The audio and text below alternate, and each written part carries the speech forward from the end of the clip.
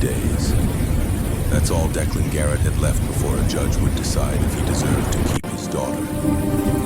18 days before the state of Oregon could rip Rosie from his arms and hand her to a woman who'd walked out when the girl was 4 years old.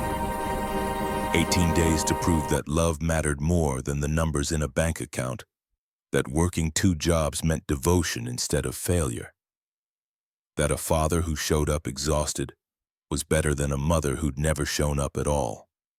But right now, none of that mattered.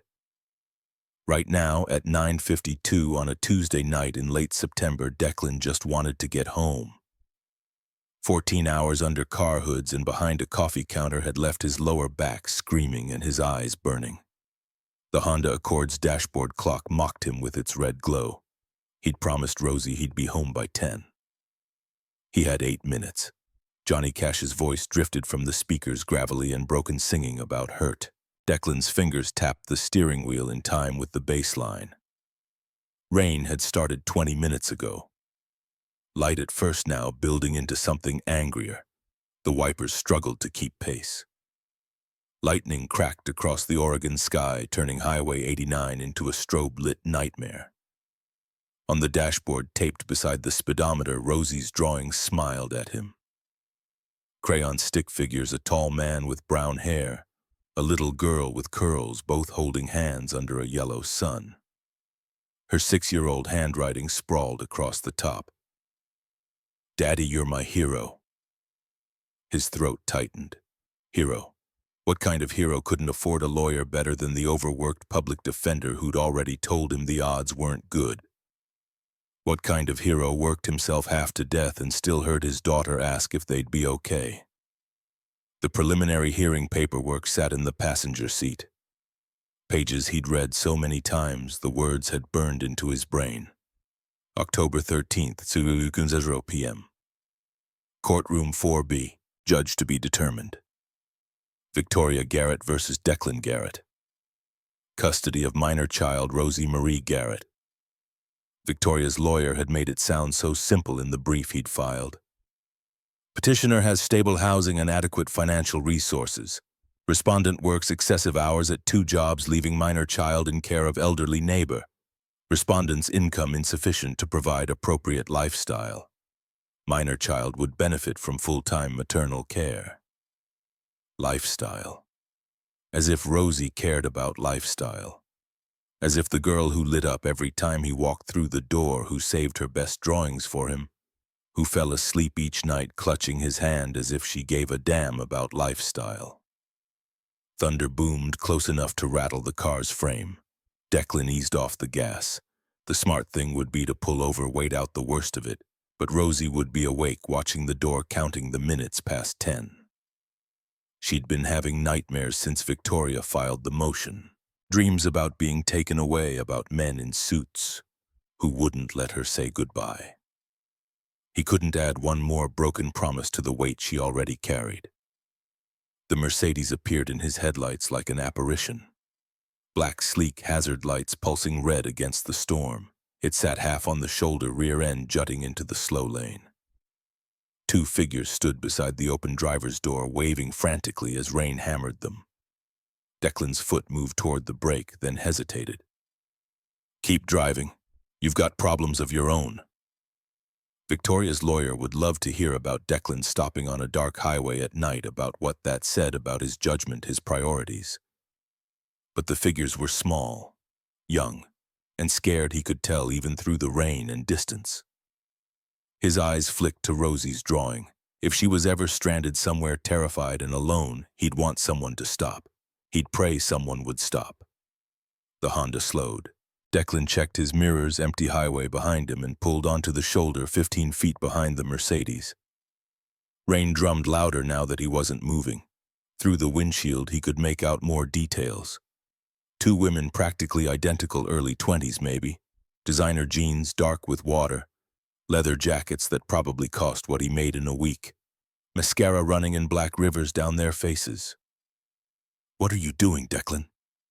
He was already unbuckling his seatbelt. The cold hit him the second he opened the door. Rain soaked through his flannel shirt before he'd taken 3 steps. The women looked up as he approached, and he saw the relief flood their faces so fast it made his chest ache. His voice had to fight the thunder to be heard. "Car trouble." The one on the left nodded, shivering hard enough that her teeth chattered. "It just died. We've been here over an hour." Her sister's voice cracked around the edges, close to breaking. "Our phones are dead. No one stopped. You're the first." Declan counted in his head. An hour. On this highway, in this storm, dozens of cars must have passed them. Hundreds of people had made the same choice he'd almost made. "Drive on. Not your problem. Stay safe." He moved past them to the open hood. "Mind if I take a look?" The relief in their simultaneous response would have been funny if it hadn't been so desperate. "Please." The engine bay told the story in 10 seconds. Battery terminals crusted with corrosion connections loose enough to wiggle. Alternator belt frayed down to individual threads. Serpentine belt not much better. The battery itself cold to the touch, dead for hours probably. Declan closed the hood, rain streaming down his face. "Your battery's shot. Alternator's failing too. You're not going anywhere tonight without a tow truck." The women exchanged glances that said they'd already known, had just needed someone to confirm the nightmare was real. The one on the right spoke first, voice steadier now that someone was here, someone was helping. "We should call our father, but—" She trailed off. Her sister picked up the thread. "He's probably in court prep. Never answers after 9. Something in the way she said it, resignation wrapped in old wounds, made Declan pause. He knew that tone. He'd heard it in his own voice 2 years ago when he'd finally understood Victoria was never coming back. "Look, I can give you a ride. There's a Hampton Inn about 12 miles up the highway. You can call a tow in the morning." The women hesitated. He watched them do the calculation every woman had to do when a strange man offered help in the dark. Trust versus danger, rain versus risk. The one on the left made the decision first. "You'd do that." Declan thought about Rosie, about the world she'd grow up in, about the kind of men he wanted her to encounter if she was ever this scared and stranded. "Can't leave you out here." He gestured toward his Honda. The contrast would have been comical if everything hadn't been so miserable. Their Mercedes probably cost more than he'd earn in 5 years. His Accord had fast food wrappers in the back and a passenger seat held together with duct tape. But neither woman complained. They just grabbed their designer luggage from the Mercedes trunk and followed him through the rain. Inside the Honda, they filled the space with the smell of expensive perfume and wet leather. Declan cranked the heat. The wipers resumed their losing battle against the storm. He pulled back onto the highway tires, hydroplaning for a heart-stopping second before finding purchase. "I'm Celeste." The passenger seat woman pushed wet blonde hair from her face. She gestured to the back. "This is my twin sister, Vivian." "Declan." He kept his eyes on the road. The rain made it hard enough without adding conversation to the mix. "Thank you for stopping. Seriously." Vivian's voice came from behind him, quieter than her sister's but no less genuine. "So many cars they saw us and they kept going." Declan navigated around a fallen branch, the Honda shuddering. "People are scared these days. Can't blame them for being careful." "But you stopped." Celeste pointed this out like it was the crucial piece of evidence in a trial. His response came without thinking. "I have a daughter." The words hung in the air between them. Declan could feel their attention sharpen focus. If she was ever stranded somewhere scared and alone, I'd hope someone would stop for her. The silence that followed felt different than before, thoughtful instead of awkward. The wipers beat their rhythm. Lightning illuminated the highway in stuttering flashes. Miles passed. Vivian noticed the toy elephant wedged beside the back seat. "Your daughter's—" Declan smiled despite his exhaustion. "Yeah, Rosie. She's 6. That's Button's her favorite. Goes everywhere with her." "Sweet name." Celeste's voice had warmed several degrees. "Do you see her often?" The question landed like a punch. Declan's jaw tightened. His grip on the steering wheel went white-knuckled. He hadn't meant to answer. The words just forced themselves out through the crack she'd opened. "Every chance I get. which might not be for much longer. 18 days.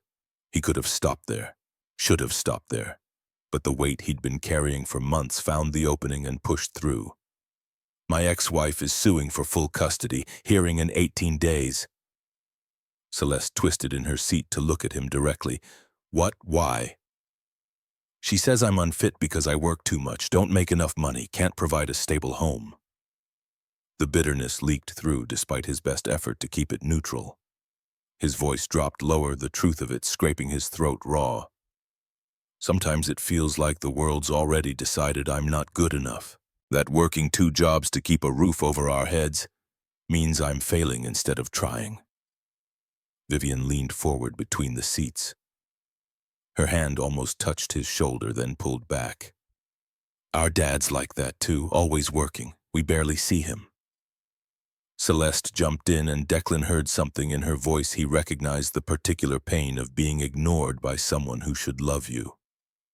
He has all the money in the world, fancy house, important job, everyone respects him. But we'd trade it all for one dinner where he's actually present, not checking his phone, not thinking about the next case. He thinks providing means everything.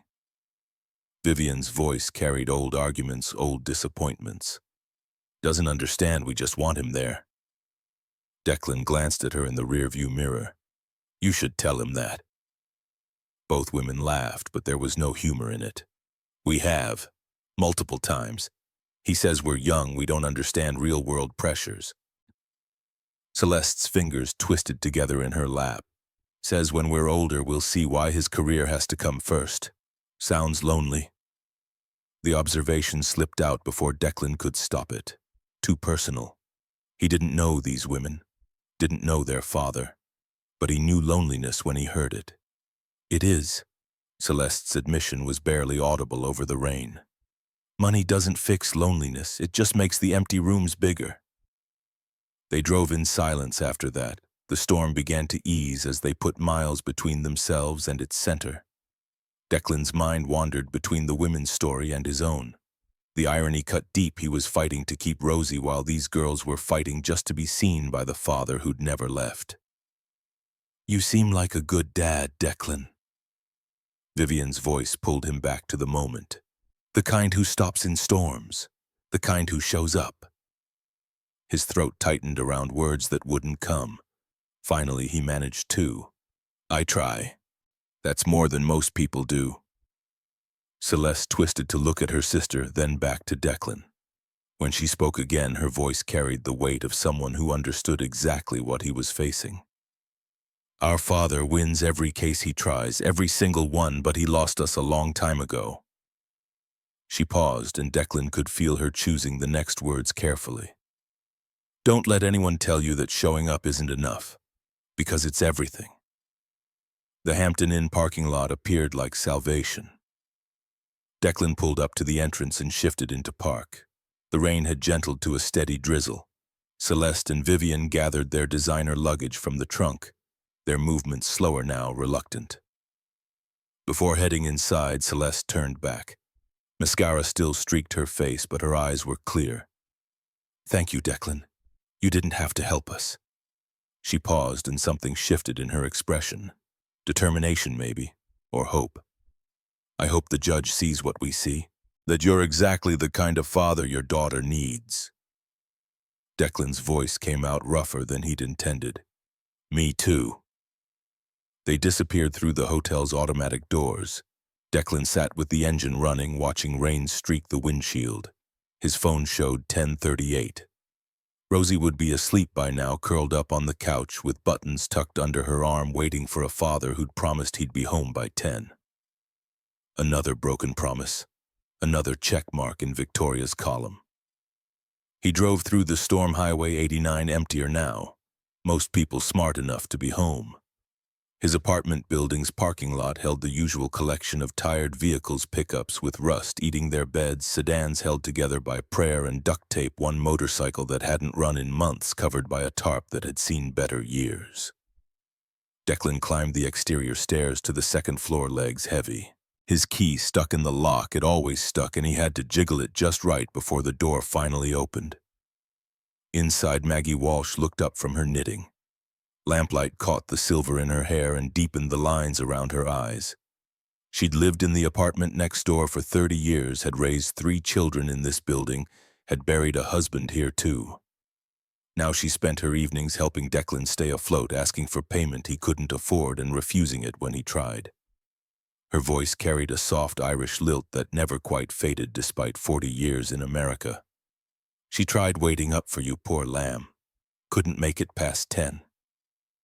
Rosie lay on the couch, wrapped in the blue blanket Declan's mother had crocheted before she died.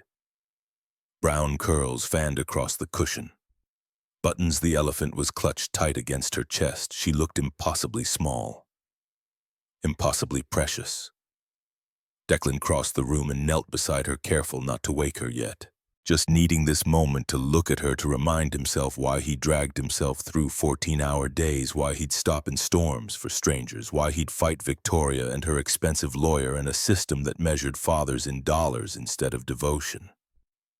He pulled $20 from his wallet money earmarked for groceries and held it out to Maggie.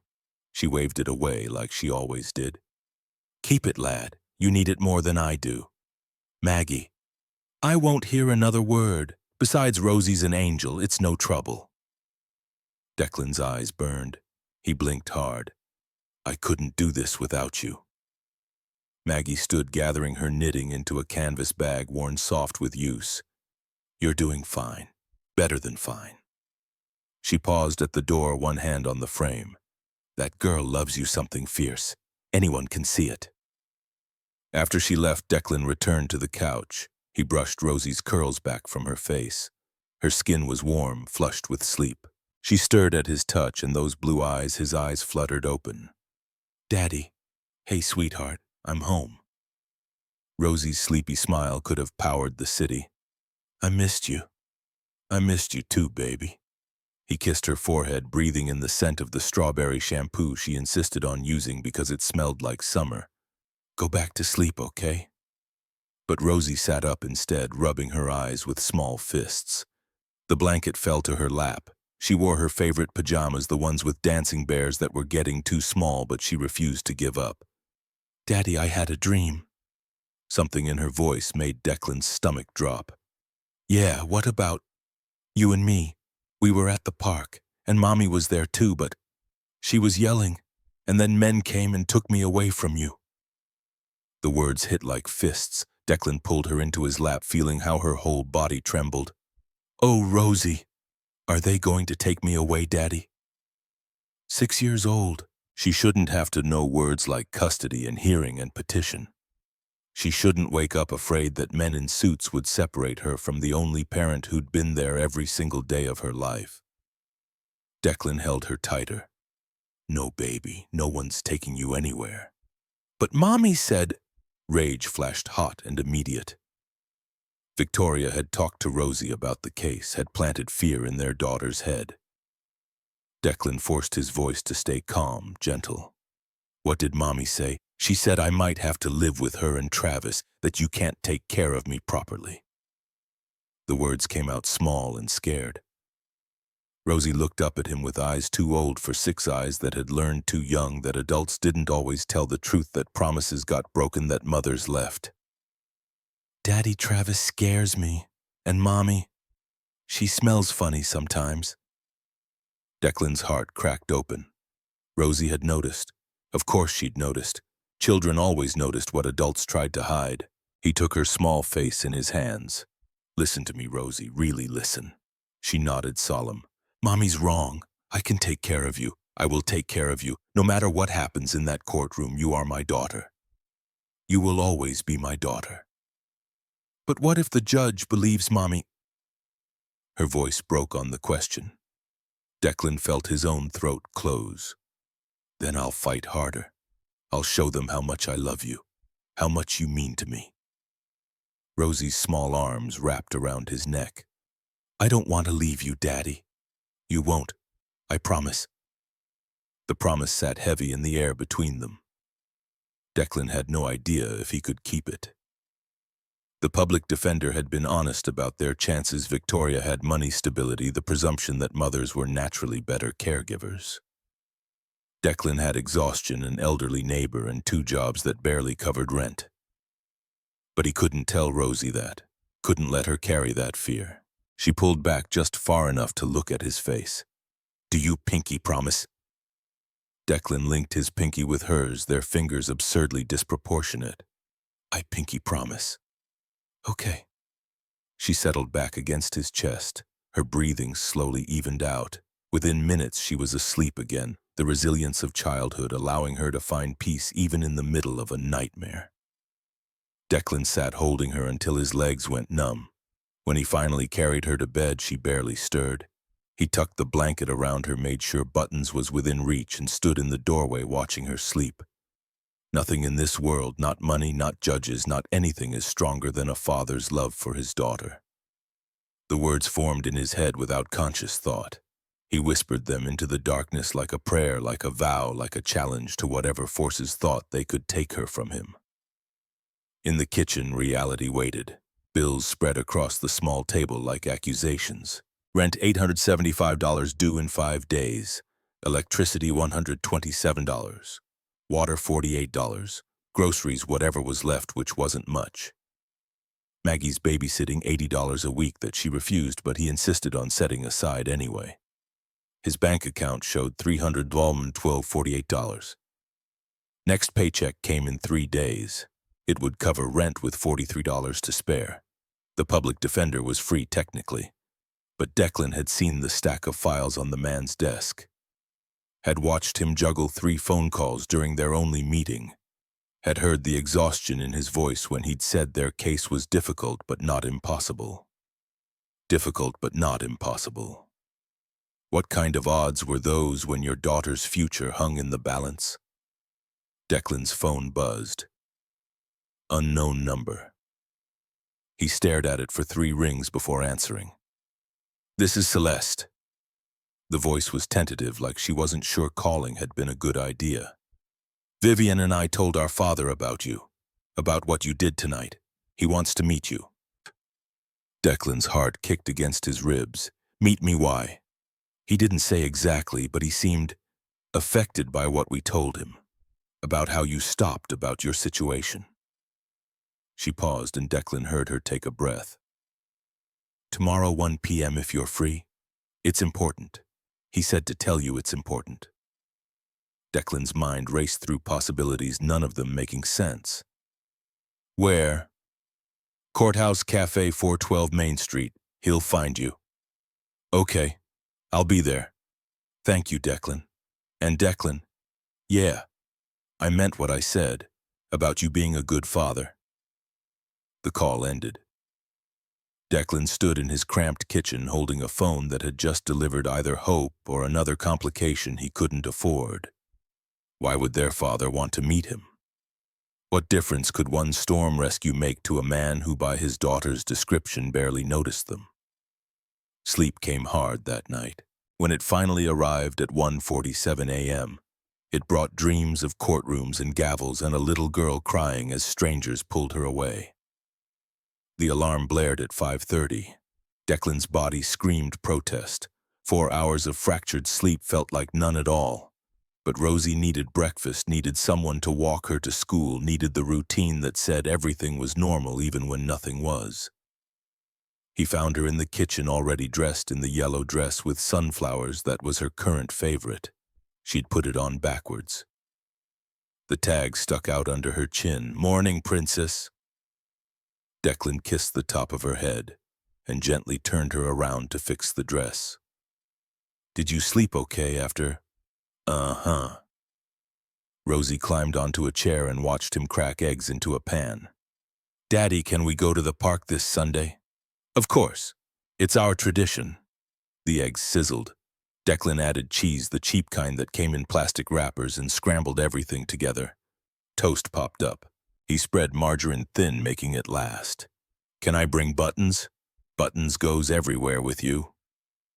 Rosie giggled, and the sound was better than any paycheck, any victory, any relief Declan could imagine. He'd work 114-hour days to hear that giggle. He'd fight any battle, face any judge, endure any humiliation. They walked to school hand in hand. Fall had arrived in Portland overnight. The air carried that particular October crispness that promised winter wasn't far behind, leaves crunched under their feet red and gold and brown. Rosie jumped on the biggest ones, delighting in the way they shattered. "Daddy, look!" She pointed to a squirrel racing up an oak tree, its tail a question mark of fur. "I see him. He's getting ready for winter. Do squirrels get cold? Sometimes. That's why they gather nuts. We should give him some of our nuts." Declan smiled. "That's kind of you, baby. Maybe we can leave some in the park on Sunday." Riverside Elementary appeared ahead. Brick and glass American flags snapping in the wind. Children streamed through the main entrance, parents trailing behind with backpacks and lunch boxes. Declan felt the usual twist in his gut. Most of these parents didn't work 2 jobs. Most of them would be home when school let out. Most of them weren't counting down 18 days until a judge decided their fitness. Rebecca Morgan stood by the entrance, greeting students with the kind of genuine warmth that made her Rosie's favorite teacher. She looked up as they approached. "Good morning, Declan." "Morning, Rosie." "Morning, Ms. Morgan." Declan's response came automatically. Rebecca had been teaching first grade for 7 years. She knew every student's name by the second day of school. She stayed late for parent conferences. She actually gave a damn. "Ready for today's math quiz, Rosie?" Rosie bounced on her toes. "Yes, I practiced with Daddy." "I bet you did great on the practice." Rebecca's eyes met Declan's over Rosie's head. There was something there, concern maybe, or sympathy. Did she know about the custody case? Small schools meant small communities. Everyone knew everyone else's business eventually. Declan knelt to Rosie's level. "Have a great day, sweetheart. I love you." Rosie threw her arms around his neck, squeezing tight. "Love you too, Daddy. Don't work too hard. Never too hard for you." He watched her skip inside, yellow dress bright against the brick walls. She turned at the door to wave. He waved back. Then she was gone, swallowed by the building, and Declan was alone with his fears and the weight of 18 days pressing down on his shoulders. At Riverside Auto Repair, James Sullivan was already in the bay working on a Subaru Outback with a blown head gasket. He looked up as Declan clocked in, taking in whatever was written on Declan's face. "You look like hell." "Rough night." James wiped his hands on a rag that had been red once but was now mostly black. "How many days left?" Everyone at the shop knew. They'd known since Victoria filed the motion. They'd all offered what they could, extra hours, words of encouragement, the kind of quiet solidarity that working men gave each other when words weren't enough. 18. Christ. James shook his head, then seemed to physically set it aside. "Chevy Silverado needs brake pads. Should be straightforward." "Got it." Declan grabbed his tools and lost himself in the work. This he understood. Battery terminals that needed cleaning. Brake pads worn down to nothing. Oil that needed changing. Problems with clear solutions. Problems you could fix with your hands and your knowledge and your willingness to get dirty. The radio played Springsteen, The River, and Declan hummed along while his hands moved through the familiar choreography. Remove wheel, remove caliper, remove old pads, check rotor, install new pads. It was meditation. It was therapy. It was the only time his brain stopped spinning through worst-case scenarios. By noon, 3 more vehicles had cycled through. Declan's phone alarm went off at 12:35. He'd set it that morning to remind him about the meeting. 1 p.m., Courthouse Cafe. A father who wanted to meet the man who'd helped his daughters. Declan washed up in the shop's bathroom, scrubbing grease from under his fingernails with the pumice soap that never quite got them clean. He changed from his work coveralls into jeans and a flannel shirt he kept in his locker. Still not fancy. Still obviously working class, but clean at least. James caught him on the way out. "Where you headed?" "Meeting someone. Court-related." "Hope it's good news." "Me too." The Courthouse Cafe sat 3 blocks from the main courthouse building, close enough that lawyers and judges filled it during lunch hours. Declan had never been inside, never had reason to. His world didn't typically intersect with people who wore suits and decided other people's fates. Inside the cafe was nicer than he'd expected. Wood paneling, leather booths, the smell of coffee that cost more than the drip they served at Brewed Awakening. Men and women in expensive clothes clustered at tables talking in the particular language of legal professionals. Motions and precedents and discovery. Declan felt immediately out of place. A man sitting alone in a corner booth looked up from his newspaper. Their eyes met and something clicked into recognition. The man stood. He was tall, maybe 6'2", with silver hair and a jaw that looked carved from granite. Navy suit that probably cost more than Declan's monthly rent. But his eyes held something unexpected, warmth, and what looked like genuine interest. "Mr. Garrett." The man extended his hand. "Yes, sir, you're Celeste and Vivian's father." "I am, Richard Blackwell. Please sit." They shook. Richard's grip was firm but not aggressive. Declan slid into the booth across from him, feeling the leather creak under his weight. A waitress appeared immediately young, pretty clearly used to serving this crowd. "What can I get you, gentlemen?" Richard gestured to Declan. "Coffee, black." "Same for me." She disappeared. Richard folded his newspaper, The Oregonian, and set it aside. For a long moment he just looked at Declan, not judging exactly, assessing. "My daughters called me last night from the hotel."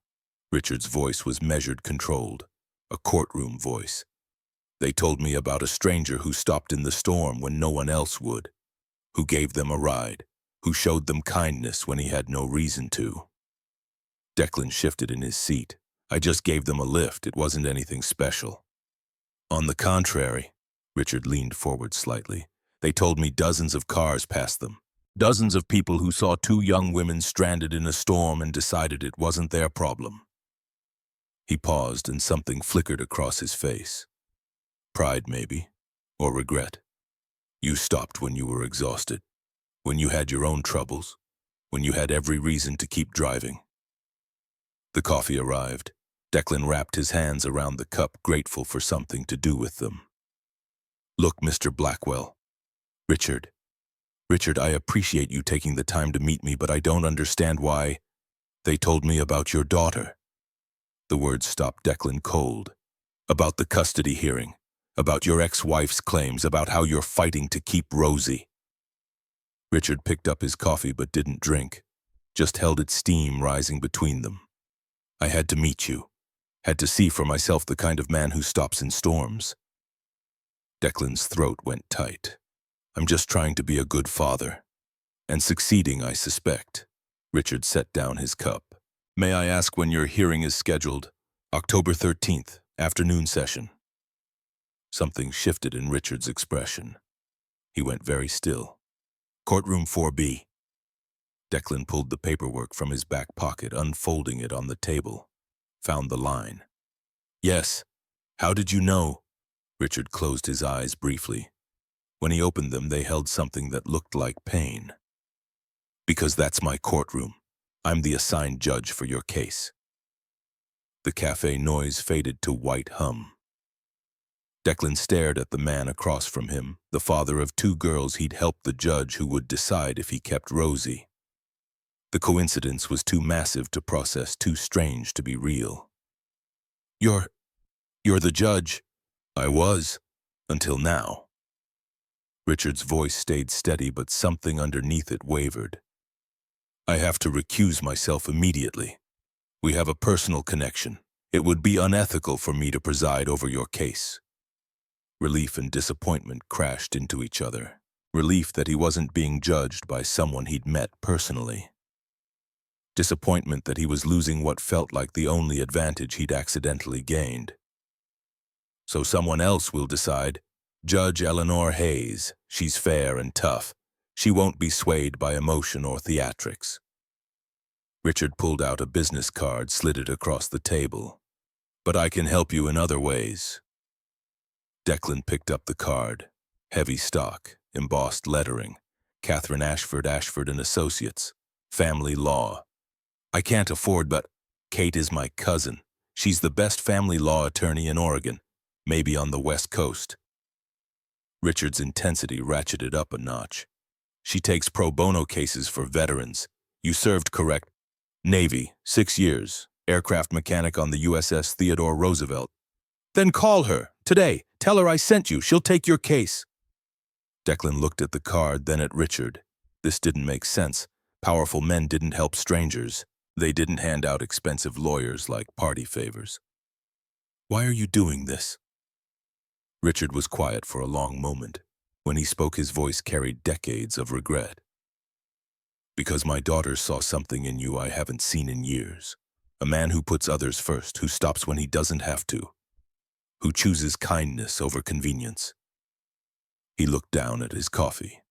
And because they told me very clearly that I've failed them, that I've been so focused on my career that I've missed their lives, that they'd trade every advantage I've given them for one dinner where I'm actually present. His eyes came back to Declan. You're fighting to keep your daughter while I'm realizing I've already lost mine. Not legally, but in every way that matters.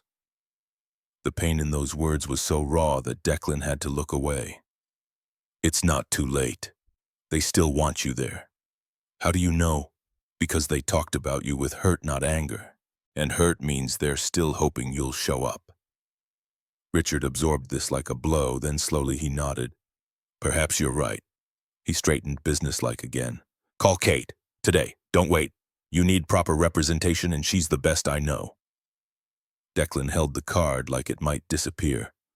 Thank you. I don't know what else to say. Say you'll fight for Rosie with everything you have. That's all I need to hear. I will. I promise.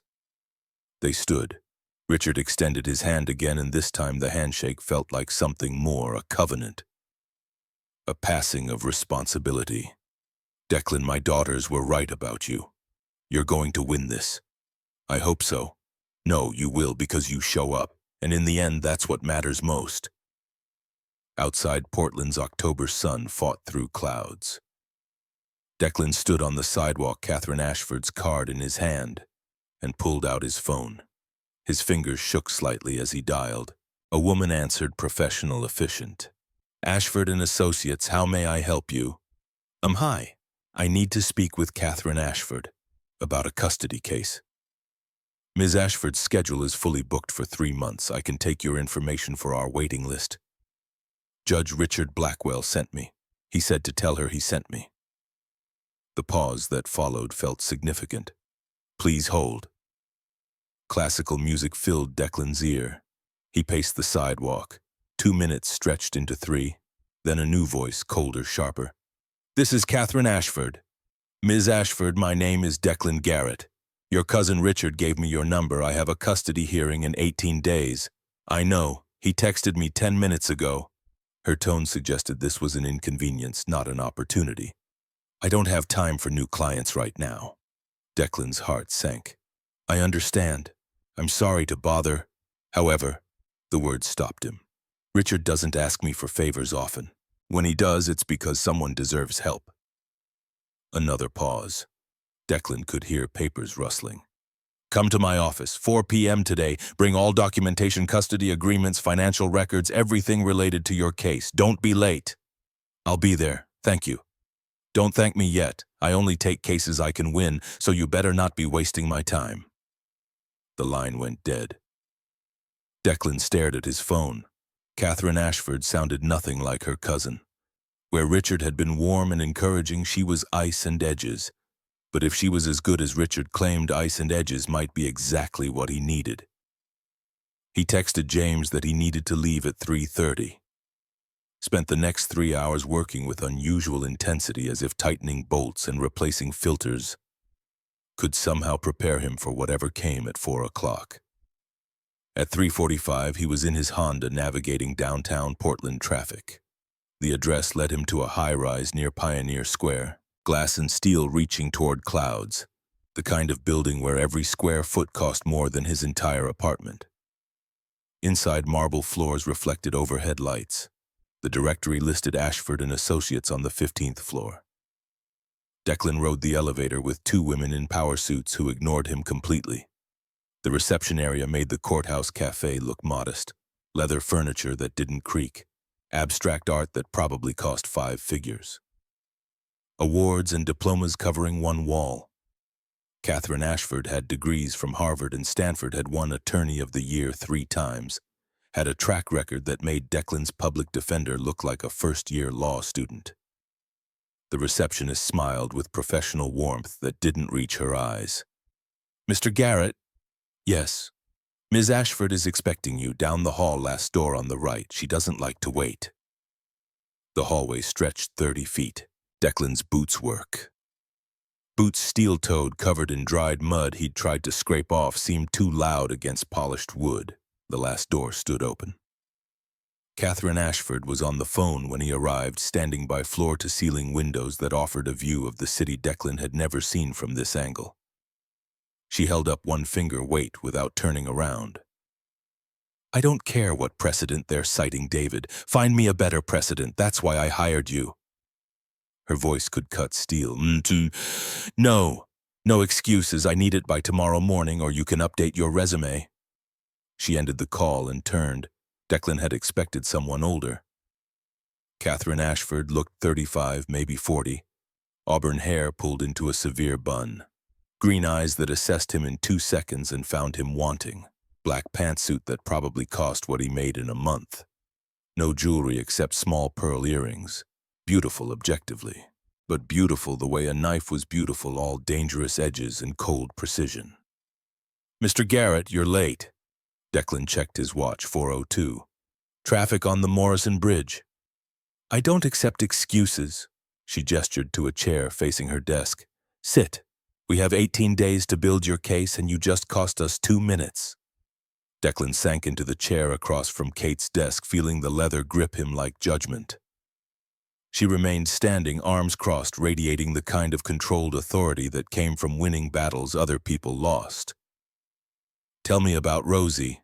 Age, health, academic performance." The questions came rapid-fire, clinical. Kate's pen hovered over a yellow legal pad.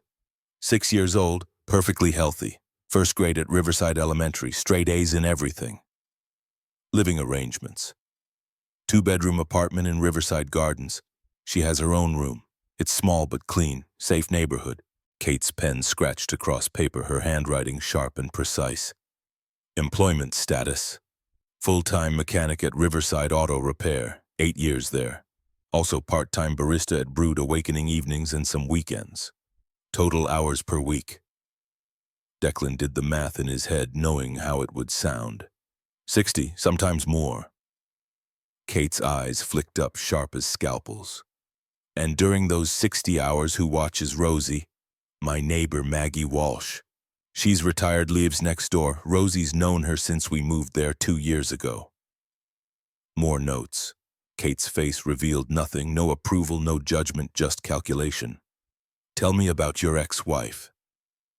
The shift in topic felt deliberate, designed to catch him off guard. "Victoria. We married young. I was 25, she was 24. Divorced 2 years ago when Rosie was 4. Reason for divorce. She left, said she wasn't ready to be a mother, needed to find herself." The bitterness leaked through despite his effort to sound neutral. Kate noticed her pen stopped moving for half a second, but she didn't comment. "And now she wants custody. According to her lawyer, she's ready now. Claims I'm unfit because I work too much and don't make enough money. Does she have grounds?" Declan's frustration boiled over. "On paper, maybe.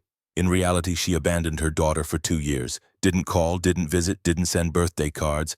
Now she wants full custody because suddenly she's decided to play mother."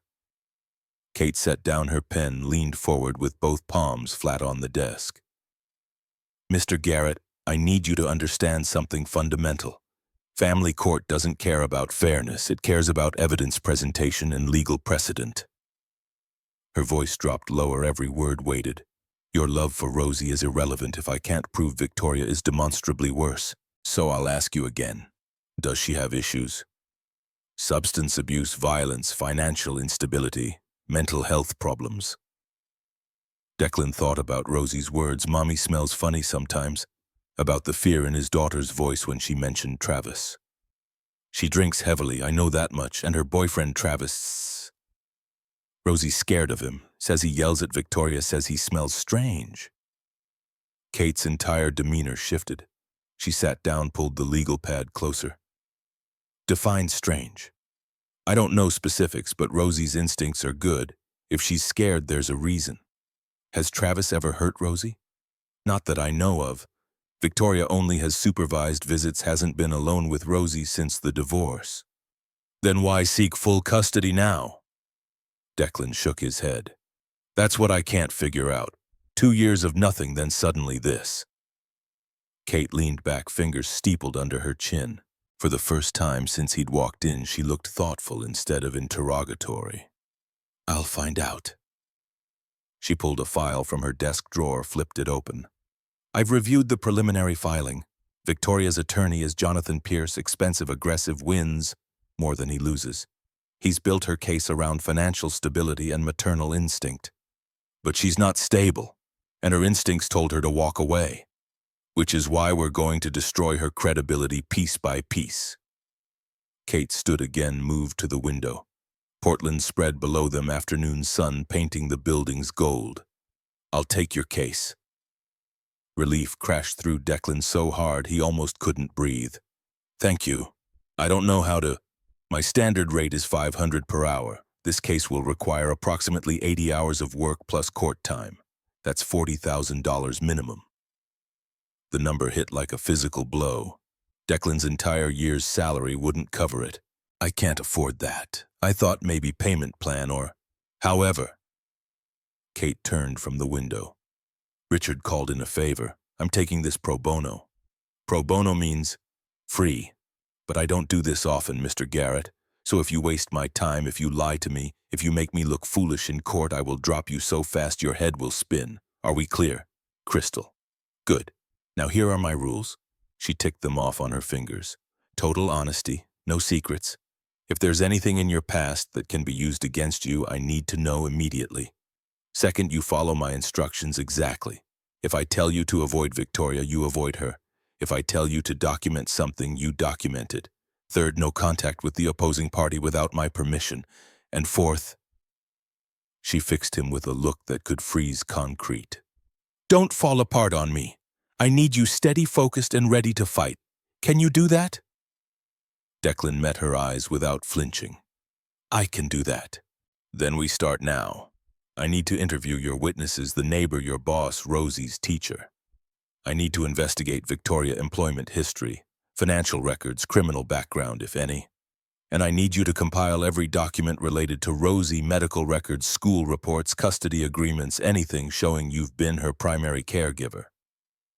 She moved back to her desk, pulled out a business card, wrote a number on the back. This is my direct line. You can call any time, day or night, if something happens, if Victoria approaches you, if Rosie says anything important, I need to know immediately. Declan took the card, added it to the one Richard had given him. What are our chances? Kate's expression softened fractionally, the first crack in her armor. Ask me that after I've investigated. Right now, I don't make promises I can't keep. Thursday morning arrived cold and gray. Kate sat in her office at 7 a.m., coffee going cold beside her as she reviewed Declan's case for the third time. Something about it had kept her awake until 2, her mind turning over facts and possibilities. She picked up her phone, dialed a number she knew by heart. Howard, it's Kate. I need a full background on Victoria Garrett and Travis Donovan. Everything criminal, financial, employment, social media. Dig deep. Howard Brennan's gravelly voice came back immediately. How deep? Subpoena level deep. I need ammunition. You got it. Give me a week. You have 5 days. She hung up and dialed again. Rebecca Morgan, please. This is Catherine Ashford, attorney for Declan Garrett. The call transferred 3 times before a young woman's voice answered, warm and slightly out of breath. Ms. Ashford, I'm happy to help however I can. I need to meet with you regarding Rosie Garrett. Are you available this afternoon? I have a planning period at 2:15. Would that work? Perfect. I'll be there. Kate arrived at Riverside Elementary at 2:10, her heels clicking against linoleum that had seen better decades. The building smelled like chalk and cafeteria food and children, a scent she'd almost forgotten from her own school years before boarding school had replaced it with furniture polish and old money. Rebecca Morgan's classroom held that peculiar organized chaos of first-grade alphabet posters, student artwork, a reading corner with beanbags shaped like animals. The teacher herself looked younger than Kate had expected, maybe late 20s, with kind eyes and flower on her cardigan sleeve from some craft project. "Ms. Ashford." Rebecca shook her hand, gestured to a chair designed for 6-year-olds. "Sorry about the seating situation." Kate folded herself into the tiny chair, feeling absurd but determined not to show it. "Tell me about Rosie Garrett." Rebecca's face lit up the way teachers' faces did when discussing students they genuinely loved. "Rosie's exceptional, bright, engaged, curious. She's reading at a 3rd-grade level. Her math skills are above average. But more than that, she's kind. She helps other students who struggle. She shares her supplies without being asked. She's the kind of child who makes teaching worthwhile." Kate took notes, letting Rebecca talk. "And her father?" "Declan." Rebecca's smile widened. "Declan never misses a parent-teacher conference. Never. He volunteers for field trips even when I know he's working double shifts. Last month we went to the Science Museum. He took a personal day to chaperone. Has he ever been late for pickup?" Rebecca considered this carefully. "Twice this school year. Both times he called ahead to let me know. Both times he had legitimate work emergencies. Both times he was apologetic and grateful that I could wait with Rosie." "What about Victoria Garrett?" Rebecca's expression shifted, warmth replaced by something harder. "I've never met her. Not once in 2 years." Kate's pen stopped moving. "Never. Never. She's not on the emergency contact list. She's not on the pickup authorization. I've never seen her at school events or conferences. Until 3 weeks ago, I didn't know Rosie had a mother." "What happened 3 weeks ago?" Rebecca's voice went flat, professional, the tone of someone recounting something she'd reported officially. "Victoria showed up unannounced during dismissal. She approached Rosie directly, claiming she was her mother and had come to take her home. I refused. She wasn't on the authorized list. Victoria became aggressive, shouted in the hallway that I couldn't keep her from her own daughter. Rosie heard, came out of the classroom crying. Victoria tried to grab her." Kate leaned forward despite the ridiculous chair. "What did you do?" "I called security and placed myself between Victoria and Rosie. Victoria was escorted off school property. I filed a report with the principal and the police. I have copies of both. I'll need those. Already made you a set." Rebecca pulled a manila folder from her desk, handed it across. Kate flipped through incident report, police report number, photographs of Victoria being escorted out by school security. "Ms. Morgan, you understand you'll likely be called to testify. I'm counting on it." The steel in those words surprised Kate. This wasn't just a teacher doing her duty. This was someone who cared deeply about a student and would fight to protect her. "One more question. In your professional opinion, is Rosie better off with her father?" Rebecca didn't hesitate. "Absolutely. Declan shows up. He's present. He's engaged. Rosie feels safe with him. You can see it in how she lights up when he walks through that door. Victoria terrified her in 5 minutes. That tells you everything you need to know." Friday afternoon, Kate knocked on the door of apartment 2B in Riverside Gardens. The building had seen better days, peeling paint-rusted railings, a broken window on the first floor patched with cardboard. But the hallways were clean. No drug paraphernalia, no obvious signs of danger. Maggie Walsh answered, wearing an apron dusted with flour, silver hair pulled back in a bun that matched Kate's own severe style. Her Irish accent softened the words. "You must be Ms. Ashford. Come in, dear. I've got tea on." The apartment was small but immaculate. Crocheted blankets draped over furniture that had been fashionable in the 70s. Family photographs crowded every surface, children, grandchildren, a wedding photo from decades past showing a young Maggie and a handsome man in a military uniform. "Your husband," Kate nodded toward the photo. "Sean, gone 12 years now. God rest his soul." Maggie poured tea into delicate china cups that seemed incongruous with the surroundings. "You're here about Declan and little Rosie." "I am. How long have you known them?" 2 years, since they moved in next door." Maggie settled into an armchair, gesturing for Kate to take the couch. "Declan works himself to the bone for that child. I watch her most evenings while he's at the coffee shop. She does her homework at my kitchen table. We read together, play games. She's a delight." "Does Declan pay you for this?" Maggie's chin lifted slightly. "He tries. I refuse. I'm retired. My children are grown. Rosie keeps me young. But he sets money aside for you anyway." It wasn't a question. Kate had seen Declan's meticulous budget records, $80 every week, labeled Maggie. That somehow never left his account because Maggie kept refusing it. "He's got more pride than sense sometimes, but that's not a bad quality in a father." Kate sipped tea. She didn't want buying time to phrase the next question. "Have you ever had concerns about Rosie's welfare, ever seen signs of neglect or abuse?" "Never." Maggie's response was immediate and fierce. "That child is loved, Ms. Ashford. Clean clothes every day, healthy meals, homework done, bedtime at 8:30 sharp. Declan reads to her every night, even if he doesn't get home until 11. I hear his voice through these thin walls, stories about princesses and dragons and brave little girls who saved the kingdom." Kate's chest tightened unexpectedly. She ignored it. "What about Victoria Garrett?" "Met her once, month ago." Maggie's voice went cold. "Came pounding on Declan's door at 11 at night, drunk, shouting that he'd stolen her daughter. Woke up half the building. Declan came down. I'd called him immediately and got her to leave. Calm as anything, never raised his voice once, even when she called him vile names." "Did you call the police?" "Declan asked me not to. Said it would make things worse for Rosie in court. So I wrote down everything instead, date, time, what was said, just in case." Kate set down her teacup. "Mrs. Walsh, you strike me as someone who doesn't suffer fools. So tell me honestly, is Declan a good father?" Maggie looked at her with eyes that had raised 3 children, buried a husband, survived more years than Kate had been alive. "He's the best father I've ever seen, and I've seen plenty."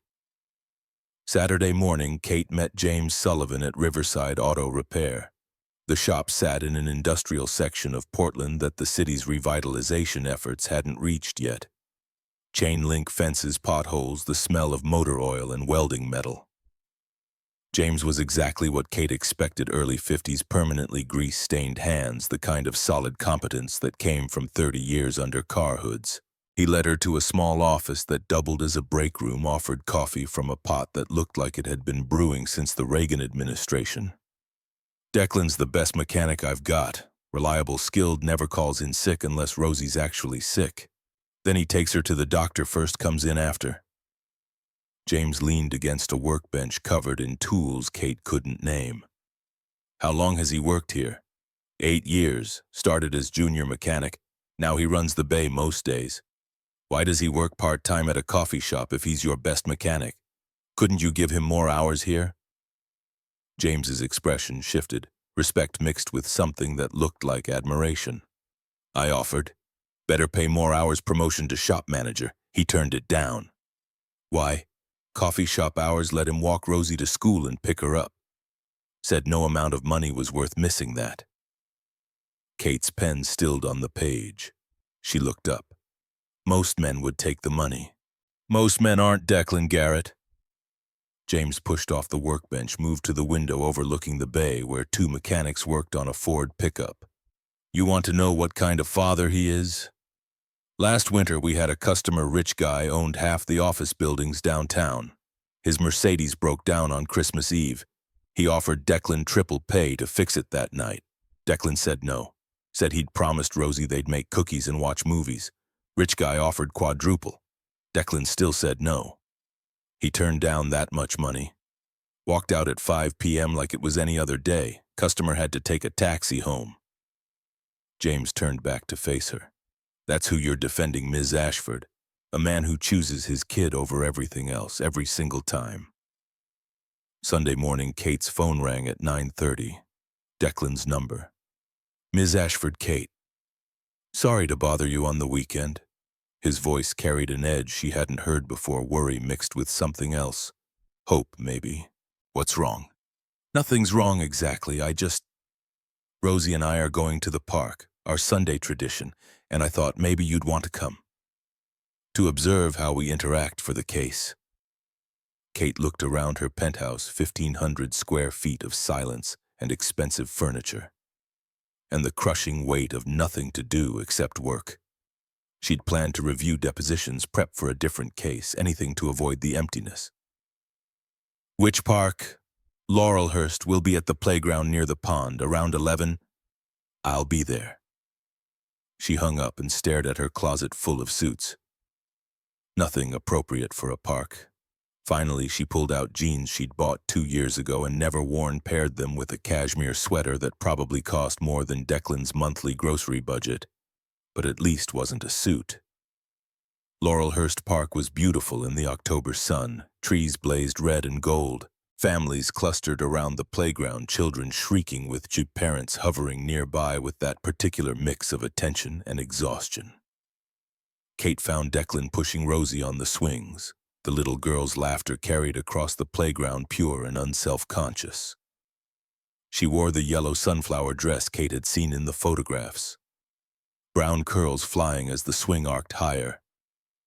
Declan saw Kate approaching and waved. Rosie noticed, craned her neck to see who had arrived. "Miss Kate!" The swing was still moving when Rosie jumped off. Kate's heart lurched at the danger, but the girl landed perfectly, knees bent, already running toward her. "You came." Rosie grabbed Kate's hand like they were old friends instead of near strangers. The touch was warm and slightly sticky, probably from the muffin visible in a baggie sticking out of Declan's jacket pocket. "Hi, Rosie." Kate's voice came out softer than she'd intended. She looked up to find Declan watching her with an expression she couldn't quite read. "Hope this is okay. The park thing." "It's fine. Good for the case, actually. Shows routine and stability." But it wasn't fine. Being here watching this felt like stepping into a world Kate had locked herself out of years ago. A world of Sunday mornings and playground laughter and small hands trusting enough to grab yours without hesitation. Rosie dragged her toward the slide. "Come on, Daddy pushes me on the swings, but I need someone to catch me at the bottom. I don't think, please." Those blue eyes, Declan's eyes, looked up with such hope that Kate found herself nodding despite every instinct screaming this was unprofessional, inappropriate, dangerous. She stood at the bottom of the slide while Rosie climbed to the top. The girl came down fast, shrieking with delight, and Kate caught her, automatically steadying her before she toppled sideways.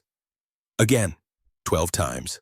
Rosie went down the slide 12 times, and 12 times Kate caught her, and somewhere around the 8th time Kate realized she was smiling.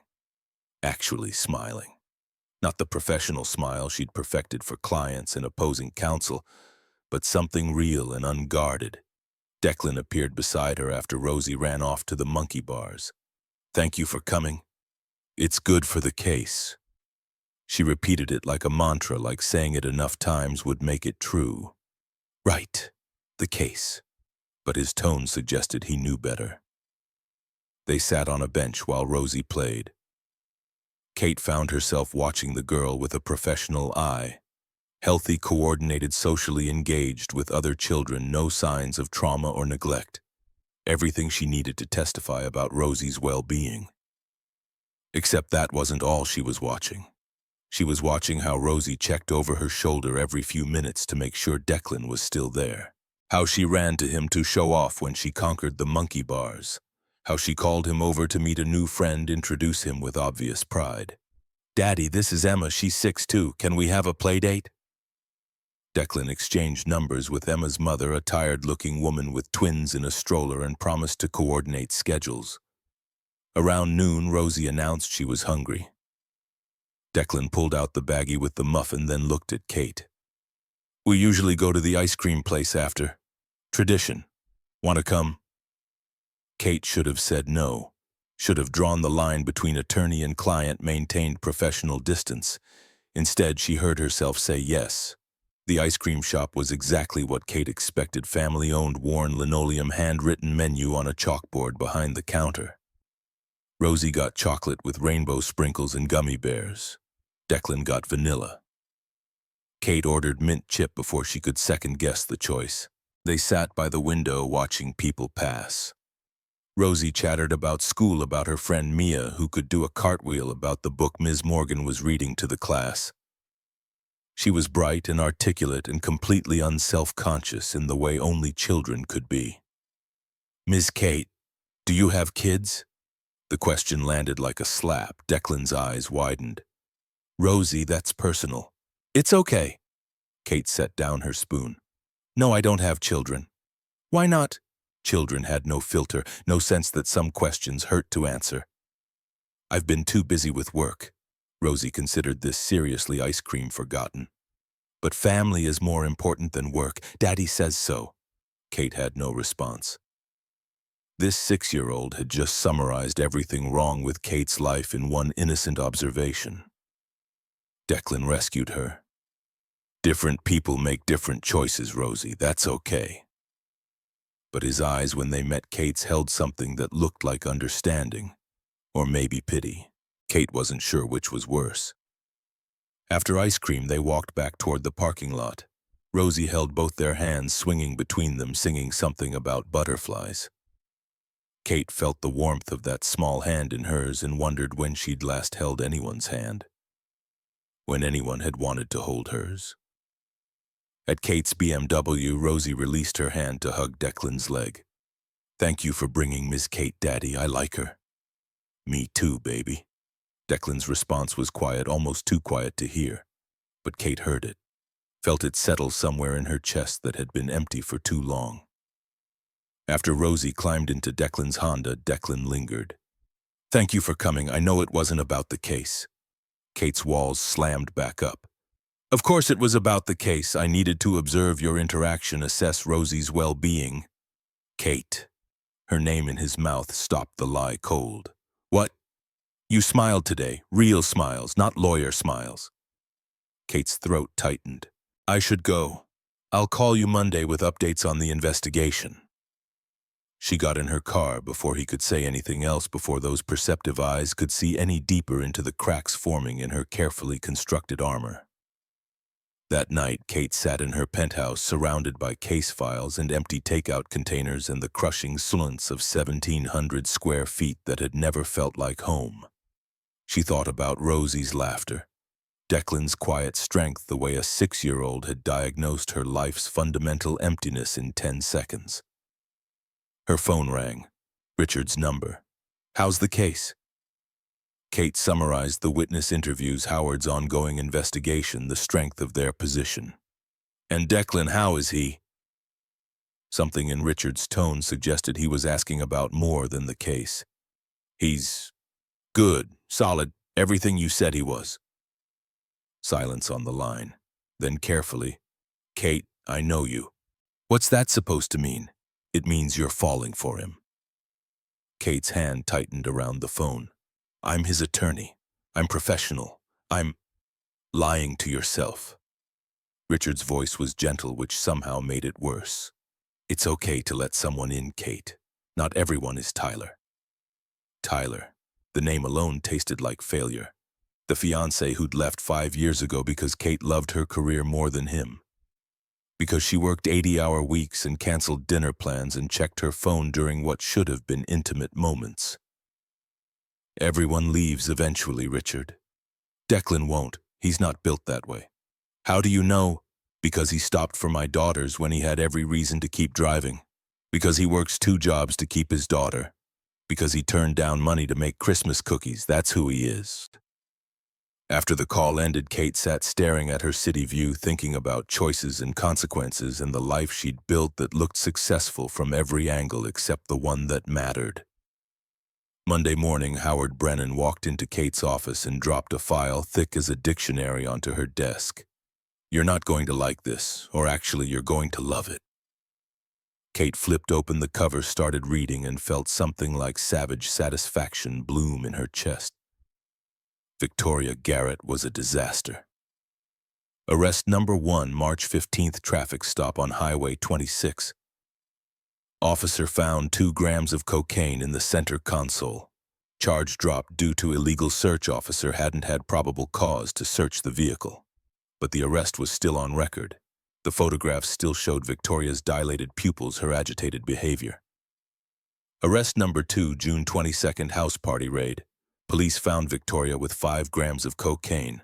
Arrested along with 7 other people, including Travis Donovan. Charges dropped due to prosecutor error in filing paperwork. But again, arrest on record, photographs showing Victoria clearly, high witness statements describing erratic behavior. She's using actively. Howard nodded. Gets better, or worse depending on perspective. He pulled out employment records. Fired from Horizon Marketing on July 5th. Official reason: erratic behavior, missed deadlines, suspected substance abuse, refused drug test. Kate scanned the termination letter. The language was careful. Company lawyers had drafted it to avoid lawsuit, but the message was clear. Victoria had been too impaired to work, had refused to prove otherwise, and had been terminated. She threatened to sue. They settled out of court with a non-disclosure agreement. But we can subpoena the records. Do it. Howard pulled out another document. Travis Donovan, 35, arrested same night as Victoria in June, charged with possession with intent to distribute 15 grams of cocaine found in his car. Took a plea deal, 3 years probation, mandatory drug testing, community service. He's a dealer. Small time, but yeah, no legitimate employment. Instagram shows him posing with drugs and cash and guns, real winner. The final section was financial records. Kate studied Victoria's bank statements with growing certainty. Savings account that started at $45,000 18 months ago, inheritance from Victoria's grandmother. Now down to $12,000, large cash withdrawals every week, anywhere from $500 to $1,500. ATM withdrawals at 2 a.m., 3 a.m. Classic addiction pattern. At this rate, she's broken 3 months. Howard leaned against the wall, arms crossed. So here's your case. Victoria's actively using cocaine, living with a convicted drug dealer, burning through her savings to fund her habit, and got fired for being too high to function. Meanwhile, she's trying to get full custody of a 6-year-old. Judge is going to crucify her. Kate allowed herself a small smile. Get me everything in admissible format. I want documented proof of every arrest, every charge, every withdrawal. And find me her dealer. Already did. Howard pulled out a final set of photographs, surveillance shots showing Victoria meeting a man in a parking lot, exchanging cash for a small package. Marco Santos, known dealer. These were taken last week, September 28th. Kate studied the photographs, clear shots showing faces, the exchange timestamps, everything they needed. Can we get Santos to testify? Not without immunity, but we don't need him. We have the photos, the pattern, and if Victoria denies drug use, we impeach her with the arrests. Kate closed the file, her mind already constructing the cross-examination. She'd start gentle, let Victoria lie about being clean, then systematically destroy her credibility with arrest records, employment termination, financial evidence, photographs. Howard, this is perfect. Glad you think so, because you're going to destroy her. Kate's smile faded. Destroying Victoria meant saving Rosie, meant protecting Declan, meant... She cut off the thought before it could complete. This was about the case. Just the case. Tuesday afternoon, Kate called Declan to her office to review the evidence. He arrived at 4, still in work clothes, apology already forming for the grease under his nails. Don't worry about it. Sit. She spread the file across her desk, arrest records, photographs, employment documents, bank statements. Your ex-wife is a cocaine addict. Declan stared at the papers like they might bite. I knew she had problems, but this... 2 arrests. Both dropped on technicalities, but the arrests themselves are solid evidence. Fired for drug use, living with a dealer, burning through money to fund her habit. Kate's voice stayed clinical, professional, even as she watched Declan's face cycle through shock, anger, fear. And she wants custody of Rosie. She wants the child support payments, wants the appearance of being a fit mother, wants to feel like she didn't fail. Declan's hands clenched into fists. Will this be enough to stop her? More than enough. Judge Hayes will see Victoria's unfit. We'll get full custody supervised visitation at best. Relief crashed across Declan's features so strong it was almost painful to witness. Then something else followed realization. You did all this in 4 days. I don't do anything halfway. Kate gathered the papers, organized them back into the file with precise movements that masked the satisfaction she felt. Winning.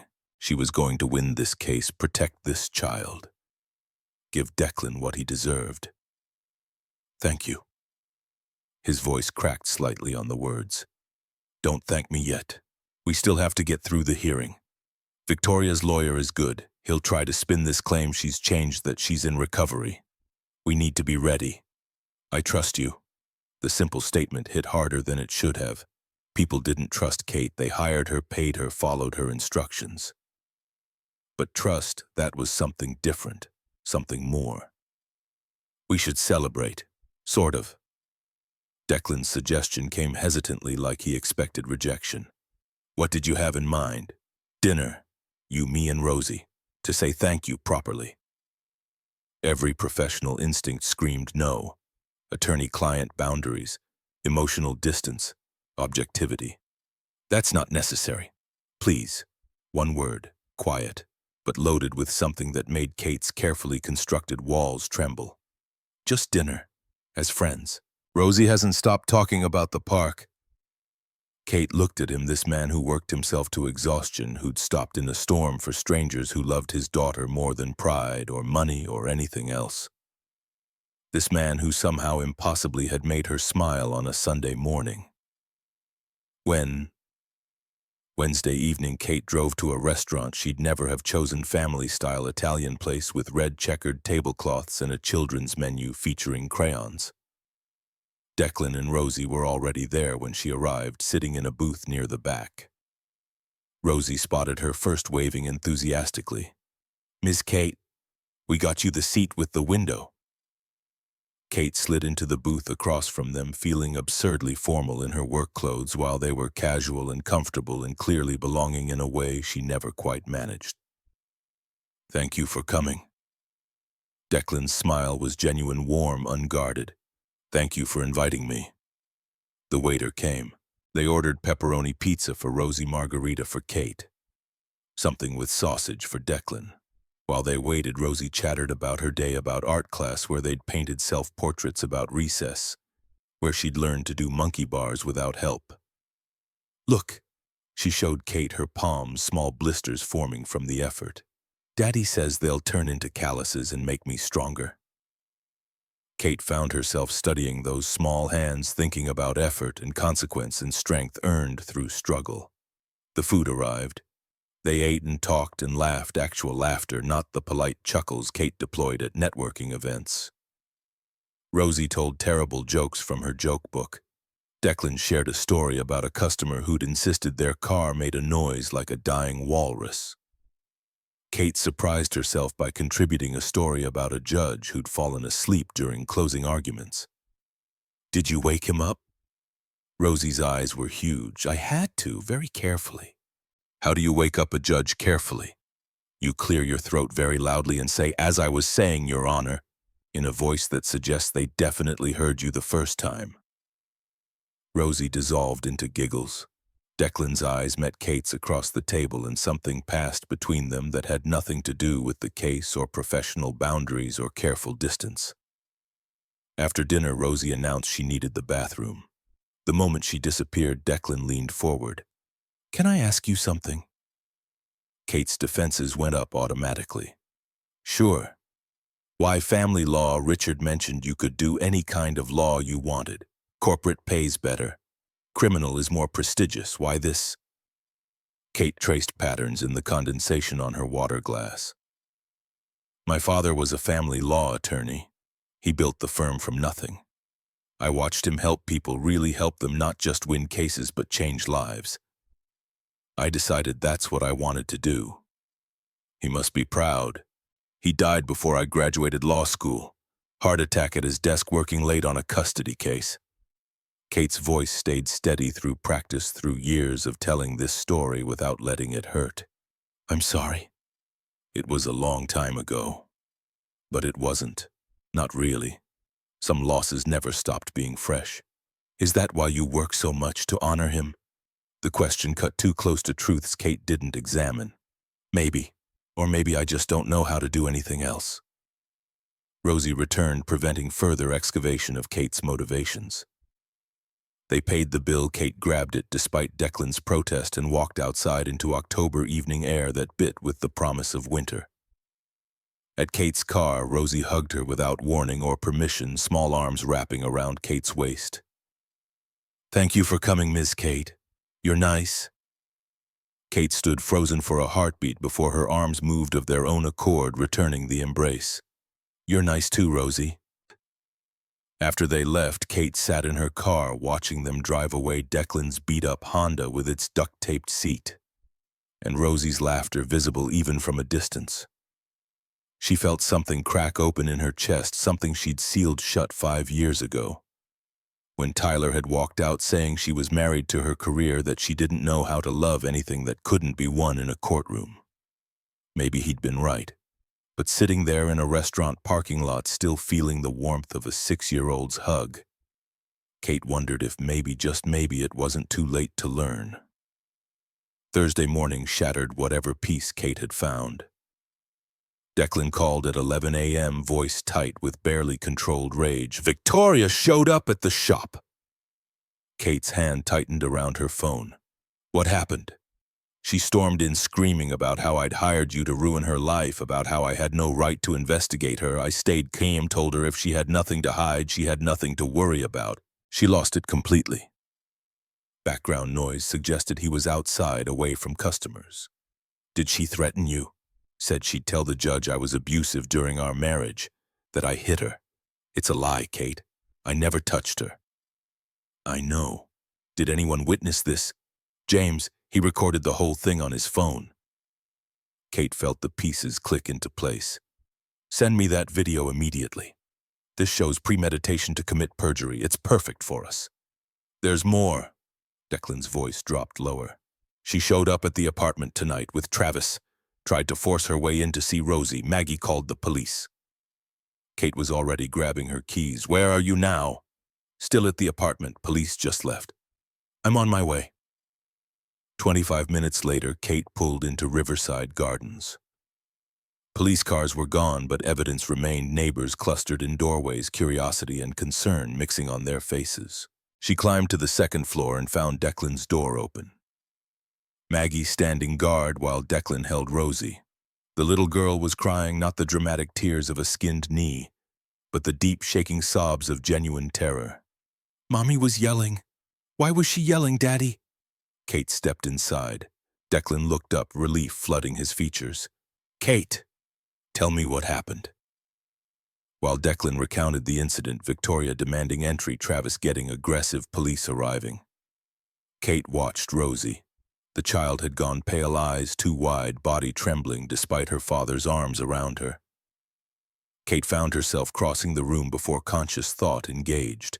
She knelt beside them. Hey, Rosie, remember me? Rosie's tear-streaked face turned toward her. Ms. Kate. Yeah, your mom can't take you. I won't let her. Promise. Kate linked pinkies with the girl, feeling the fragility of that small hand against hers. Pinky promise. Rosie's sobs gradually subsided. Eventually, Declan carried her to bed. Kate heard his voice through the thin walls, low, gentle, reading a story about a brave princess who saved her kingdom. Maggie made tea Kate didn't want, but accepted anyway. They sat in Declan's tiny living room, surrounded by the evidence of a life lived on too little money and too much love. Second-hand furniture, library books stacked on the coffee table, Rosie's drawings covering the refrigerator. When Declan finally emerged, Rosie asleep, he looked 10 years older than his 34 years. I can't keep living like this. Every time the phone rings, every time someone knocks on the door, I think it's her. Think she's going to take Rosie. Kate set down her teacup. She won't. The police report helps us. Shows Victoria violates boundaries, creates dangerous situations. Combined with everything else, 9 days. Declan collapsed onto the couch beside her, close enough that Kate could feel his exhaustion radiating like heat. 9 days until the hearing. Then this is over. Then she's mine forever. 9 days. Kate heard herself echo, voice softer than her usual courtroom steel. They sat in silence, the comfortable kind that came from shared purpose and growing trust.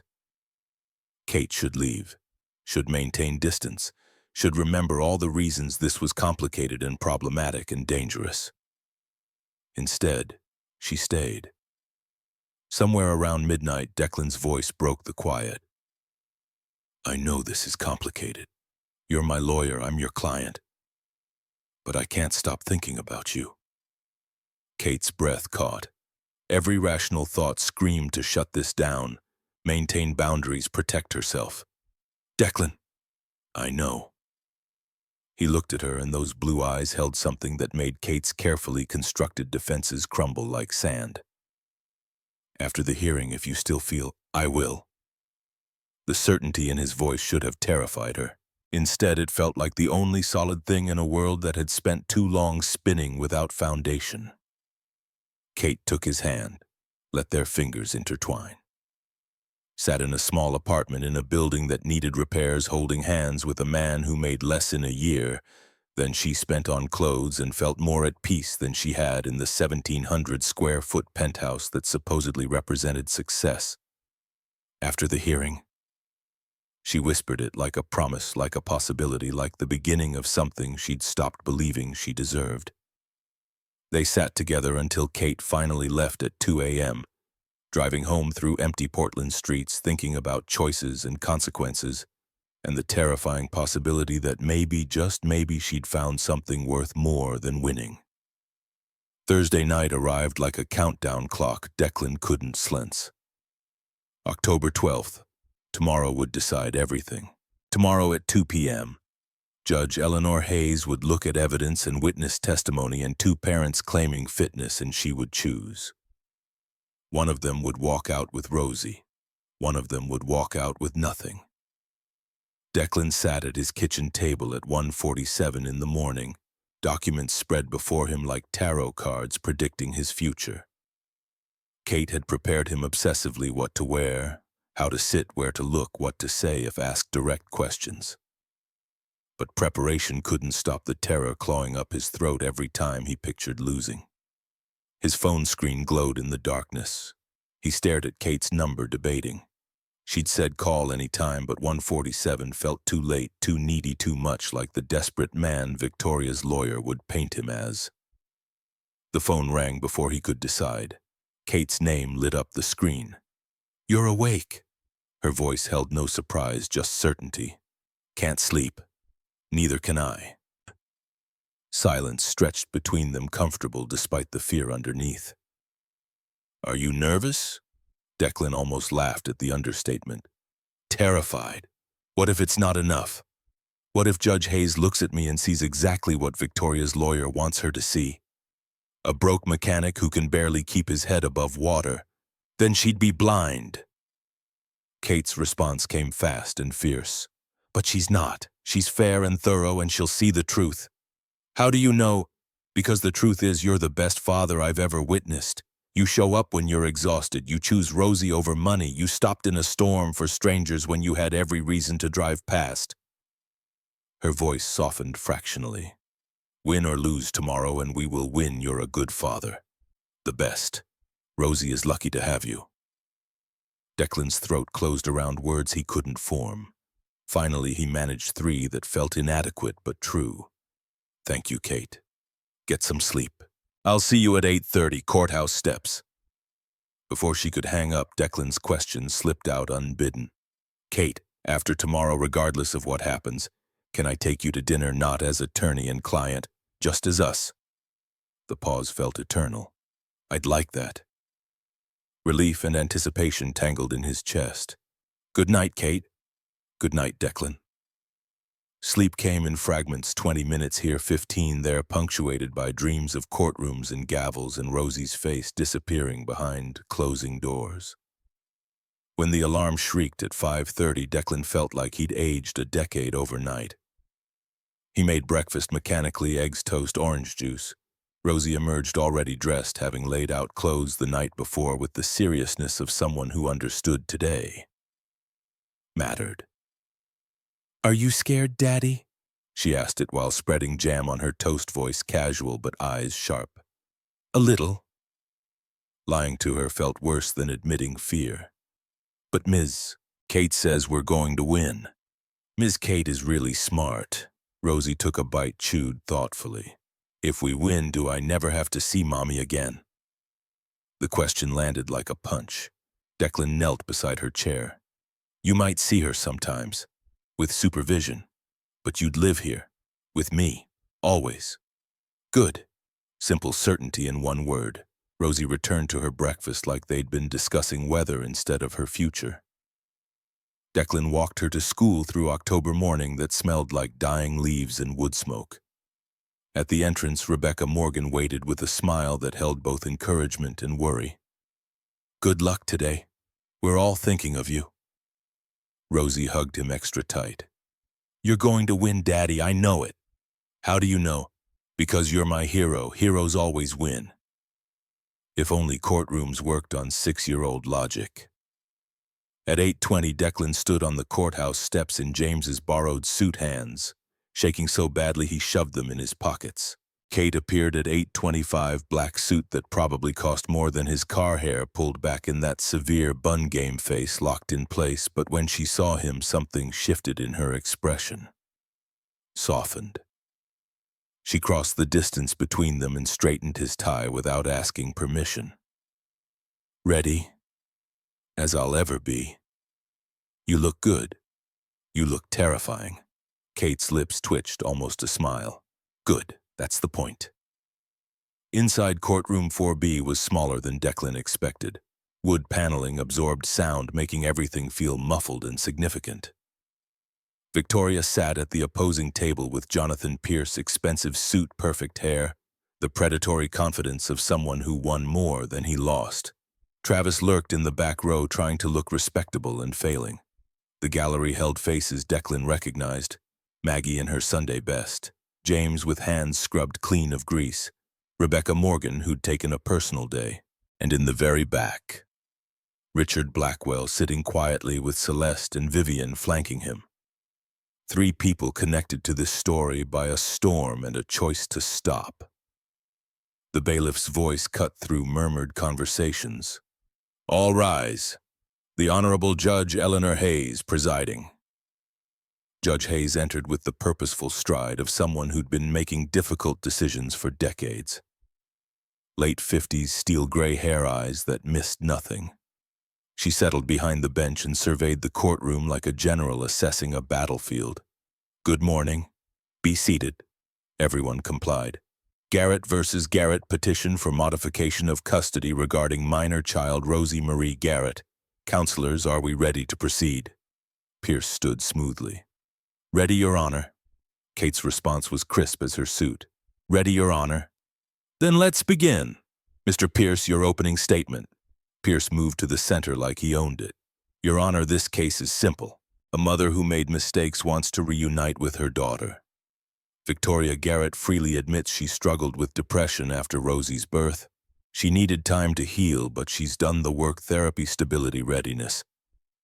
Now she wants to provide Rosie with the full-time maternal care every child deserves." He gestured toward Declan without looking at him. "Mr. Garrett is well-meaning but overwhelmed. 60 hours of work per week means Rosie spends more time with an elderly neighbor than her father.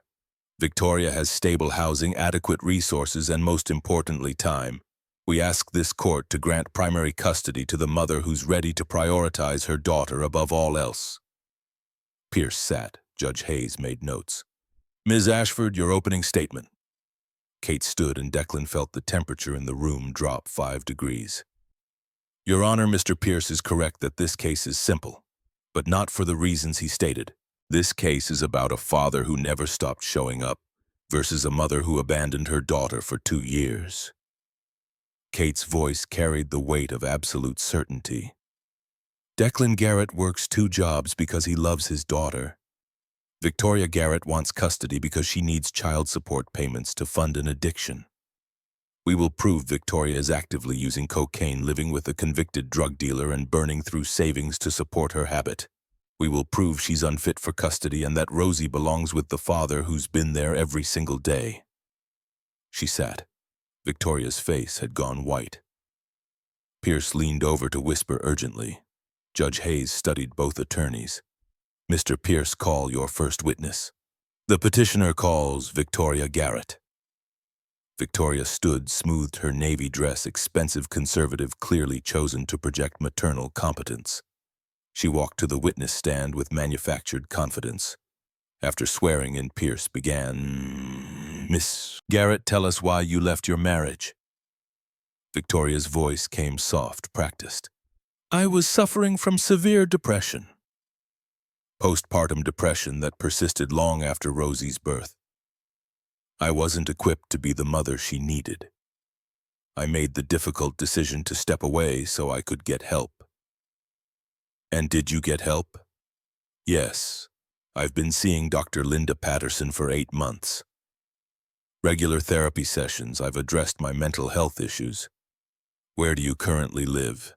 A 2-bedroom apartment in West Side. Rosie would have her own room decorated and ready for her. Are you employed?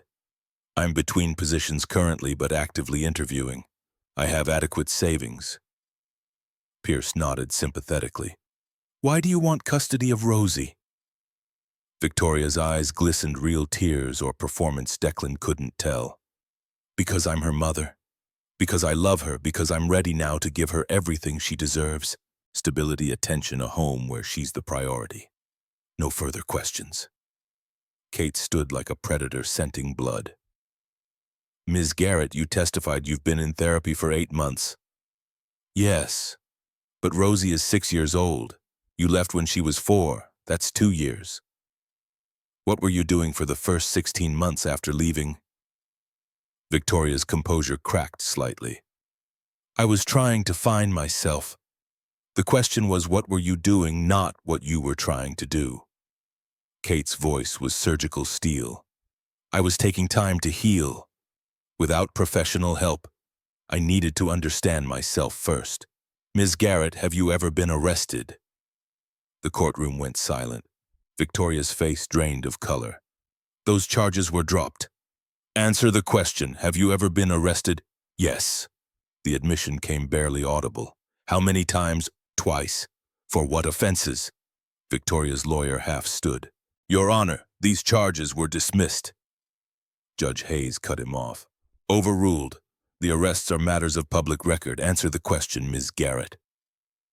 Victoria's voice shook. Possession of controlled substances. Specifically cocaine, correct? Yes. Kate pulled documents from her folder. March 15th traffic stop, 2 grams found. June 22nd house party raid, 5 grams found. Both arrests within the last 7 months, is that correct? Yes, but I wasn't convicted. Because one was dismissed due to illegal search and the other due to prosecutor error, not because you were innocent. Correct. Silence. Ms. Garrett, the charges were dropped. Kate changed angles without warning. You testified you're between positions. When did you last work? July. And why did you leave that position? Personality conflict with my supervisor. Kate slid a document to the bailiff. Your Honor, I'd like to enter Exhibit A, Ms. Garrett's termination letter from Horizon Marketing. Pierce objected. Your Honor, that document is privileged under settlement agreement. Not privileged if obtained through proper subpoena, which it was. Judge Hayes examined the letter. I'll allow it. Kate addressed Victoria directly. This letter states you were terminated for erratic behavior, missed deadlines, and suspected substance abuse. It also states you refused a mandatory drug test. Is that accurate? Victoria's mask shattered. Tears started, but they looked like panic instead of grief. That was a hostile work environment. A simple yes or no. Does the letter accurately describe why you were fired? Yes. You refused a drug test because you knew you'd fail. Correct? No. Kate pulled out bank statements. Your Honor, Exhibit B, Ms. Garrett's financial records. 18 months ago, $45,000 in savings. Today, $12,000. Large cash withdrawals every week ranging from $500 to $1,500. ATM transactions at 2 and 3 in the morning. She looked at Victoria. You're burning through your inheritance to buy cocaine, aren't you? I have expenses. What expenses require $1,500 in cash at 3 a.m.? Victoria's mouth opened and closed. No sound emerged. Kate delivered the final blow. Ms. Garrett, are you currently using cocaine? No. The lie was instant reflexive. Then you'll have no objection to taking a court-ordered drug test right now. Silence crushed the courtroom. Victoria looked at Pierce with naked desperation. Pierce stood. Your Honor, this is harassment. My client's past doesn't... Judge Hayes leaned forward. Ms. Garrett, the question is straightforward. Will you submit to a drug test? Victoria's voice came as barely a whisper. I don't see why that's necessary. Because if you're clean, it proves Ms. Ashford wrong. If you refuse, it suggests you have something to hide. So I'll ask one more time, will you take a drug test? I can't. The admission hung in air, thick with judgment. Kate pressed. Can't or won't? Victoria broke. Words tumbled out in desperate, damning confession. You don't understand, I need her. Everyone will think I'm a terrible mother if I don't have my daughter, Derek said. Travis said we need the child support that will look like a real family if Rosie lives with us. Pierce grabbed her arm. Stop talking. Victoria, stop. But Victoria was past controlling. I'm not a bad person. I just made some mistakes. The cocaine helps with the stress and Travis knows a guy and it's not like I'm using around Rosie. Your Honor. Pierce's desperate interruption came too late. The damage was complete. Judge Hayes's face had gone stone. Ms. Garrett, step down. Victoria realized what she'd said. Her face crumpled. I didn't mean it came out wrong. Step down. The command left no room for argument. Victoria stumbled from the witness stand, Pierce guiding her back to their table while whispering furiously. Kate remained standing, expression neutral but eyes sharp with satisfaction. No further questions, Your Honor. Judge Hayes made notes, her pen moving with controlled fury. When she looked up, her voice could cut granite. Mr. Pierce, do you have additional witnesses? Pierce consulted with Victoria, who was now crying silently. He stood. Your Honor, in light of new developments, we request a brief recess. Denied. Do you have additional witnesses? No, Your Honor. Then we'll proceed to respondent's case. Ms. Ashford, call your first witness. Kate stood with the confidence of someone who'd already won but would take no chances. The respondent calls Rebecca Morgan.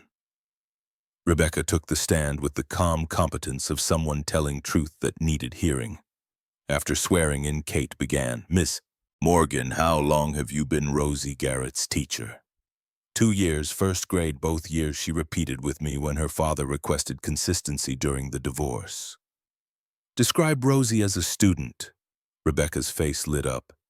Rosie is exceptional.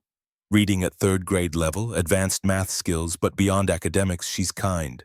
She helps struggling classmates, she shares supplies, she makes other children feel valued. And her father, how involved is Declan Garrett? Completely. Rebecca's response was immediate, emphatic. He's never missed a parent-teacher conference. Never. He volunteers for field trips even when I know he's working double shifts. Last month at the Science Museum, he took a personal day to chaperone. He knows every friend's name, every assignment, every challenge Rosie faces. Has he ever been late for pickup? Twice this year. Both times he called ahead, apologizing, explaining work emergencies. Both times he was grateful I could wait with Rosie. Kate consulted her notes. When did you first meet Victoria Garrett? Rebecca's warmth vanished. 3 weeks ago, September 20th. Describe that meeting. Victoria appeared during dismissal without authorization. She approached Rosie claiming she'd come to take her home. I refused, she wasn't on the pickup list. Victoria became aggressive, shouted in the hallway. Rosie heard and came out crying. Victoria tried to physically grab her. I called security. What was Rosie's reaction? Terrified, she hid behind me, begging not to go with the scary lady. Those were her exact words, the scary lady. Kate introduced the incident reports as evidence. Pierce's cross-examination was brief and ineffective. Rebecca's testimony was too detailed, too damning to shake. Next came Maggie Walsh, who painted a picture of Declan's daily devotion. How he read to Rosie every night, even when he got home at 11. How Rosie's homework was always complete. How the child was clean fed, loved safe. How Victoria had appeared drunk at 11 p.m. screaming accusations. Then James Sullivan, who testified about the Christmas Eve incident, how Declan had turned down quadruple pay to make cookies with his daughter. How he'd chosen Rosie over every opportunity for advancement that would reduce his time with her. Pierce's cross-examinations grew more desperate, more futile.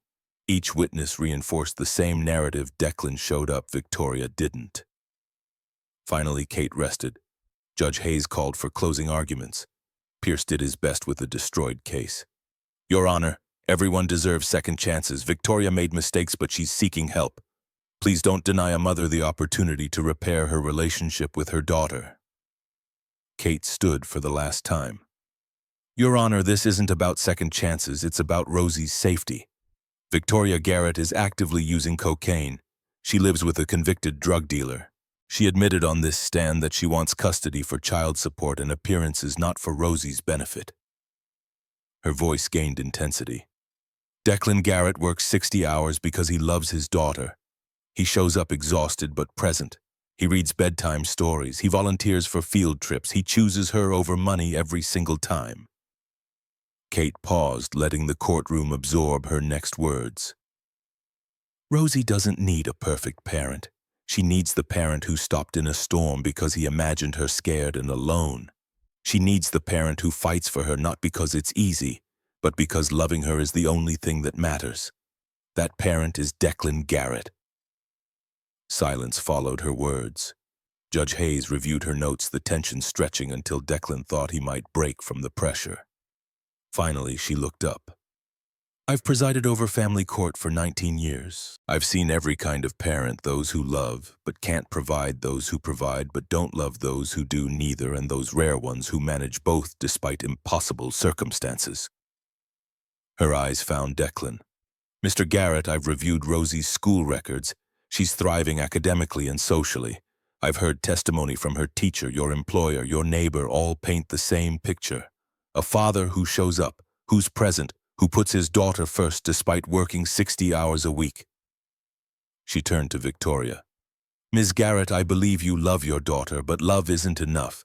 You have an active substance abuse problem evidenced by 2 arrests, employment termination for drug use, and your own admission on this stand. You refused a drug test. You live with someone convicted of drug distribution. You revealed your motivation for seeking custody as financial and social, not Rosie's welfare. Judge Hayes's voice went hard.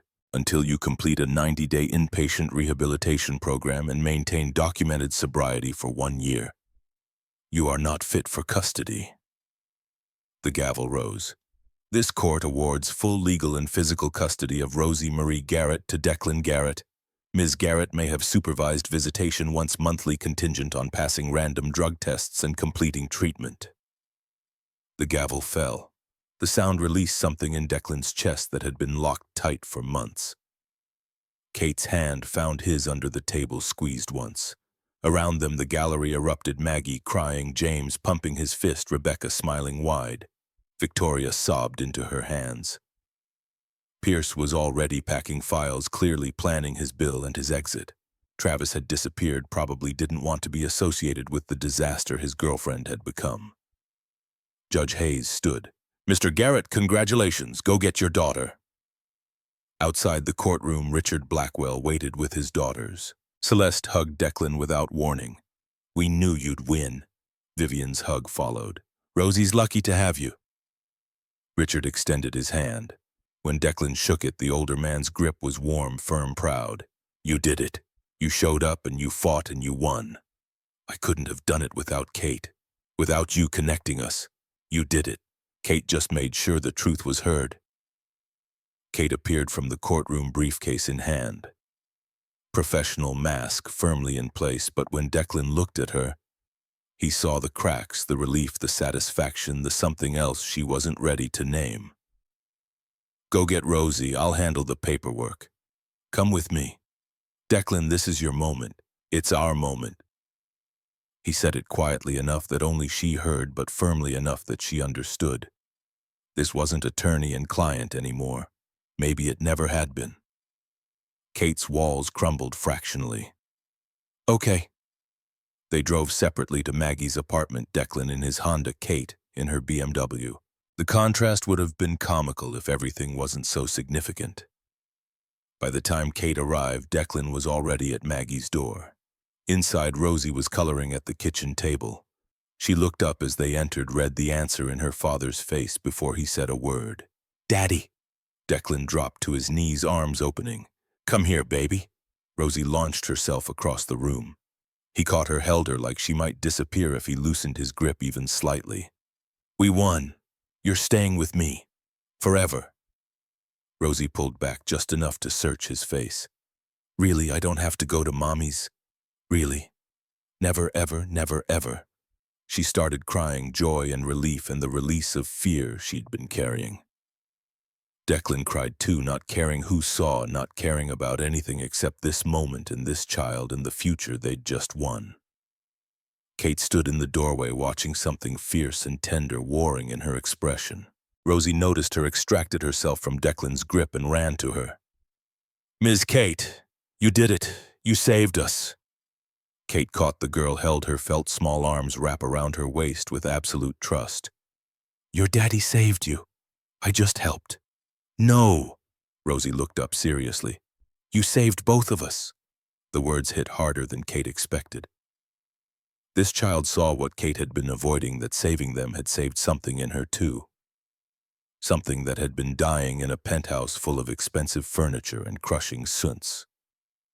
Declan stood cross to them, and suddenly Kate was included in the embrace. Three people who'd been strangers a month ago now holding each other like family. "Ice cream." Declan asked it like a question, but everyone knew the answer. They went to the same shop where they'd been before. Rosie got chocolate with every topping available. Celebration called for excess. Declan got vanilla. Kate surprised herself by ordering Rocky Road. "You got something different." Declan noticed, of course. Felt like a day for taking risks. Their eyes met across the table and the subtext hung heavy between them. After the hearing. They'd said after the hearing. And now it was after. Rosie chattered about school, about telling her friends about whether they could get a puppy now that everything was settled. Declan fielded questions with patience and humor. Kate watched them, memorizing this moment, the way afternoon sun caught Rosie's curls, the way Declan's whole face transformed when he smiled, the way she felt sitting here like she belonged instead of like she was performing belonging. Evening found them at Declan's apartment. Rosie crashed from the emotional day, falling asleep on the couch by 7. Declan carried her to bed, tucked her in. Read 3 chapters of a book about a girl detective because Rosie insisted she wasn't tired even as her eyes closed. When he returned to the living room, Kate was still there, still sitting on his second-hand couch, still wearing the suit she'd won in, still looking at him like he was worth more than his bank account suggested. "Thank you." Declan sat beside her, close enough to feel her warmth. "For what? For fighting. For believing me. For seeing me instead of just a case file." Kate's careful control wavered. "You made it easy. You're the best father I've ever witnessed. I'm just trying not to fail her. That's more than most people do." Silence settled between them, the comfortable kind that had developed over late-night phone calls and shared meals and growing trust. Declan spoke first. "I meant what I said about dinner. About us." Kate's breath caught. "Declan, I'm terrible at relationships. I'm controlling, workaholic, emotionally unavailable. I know." His interruption was gentle, certain. "And I still want to try, if you do." Kate looked at him, this man who'd stopped in a storm, who'd fought for his daughter, who somehow saw past her walls to something worth wanting. "I'm scared." The admission cost her, but felt necessary. Me too. What if I mess this up? Then we'll figure it out together. Kate let herself lean into him, felt his arm come around her shoulders, allowed herself this moment of vulnerability she'd denied herself for 5 years. Okay. One word, barely a whisper, but weighted with possibility and promise and the terrifying hope that maybe she deserved this. Declan kissed her forehead. Okay. They sat together until Kate finally left at midnight, driving home through Portland streets that felt less empty than usual. In her penthouse, she looked around at 1,700 square feet of success that had never felt like home, and wondered if maybe home was something you built with people instead of something you bought with money. 6 months later, spring arrived in Portland with cherry blossoms and longer days and the particular optimism that came after winter. Kate had sold the penthouse, moved into a modest 3-bedroom house with Declan. Not fancy, no floor-to-ceiling windows, no marble counters, no price tag that screamed success. Just a house with a yard where Rosie could play, with a kitchen where they made breakfast together, with walls that absorbed laughter instead of echoing silence back. Kate had cut her hours at the firm to 40 per week. Grace and Claire, Richard's daughters, who'd become like sisters to Kate in the months since the trial, had started working there, taking some of the load. The firm survived. Kate discovered she did too, without 80-hour weeks defining her worth. Sunday morning found them at Laurelhurst Park, their weekly tradition now. Rosie pushed herself on the swings while Declan and Kate sat on the bench, watching her soar higher with each pump of her legs. I got the promotion. Declan delivered the news casually, but Kate heard the pride underneath.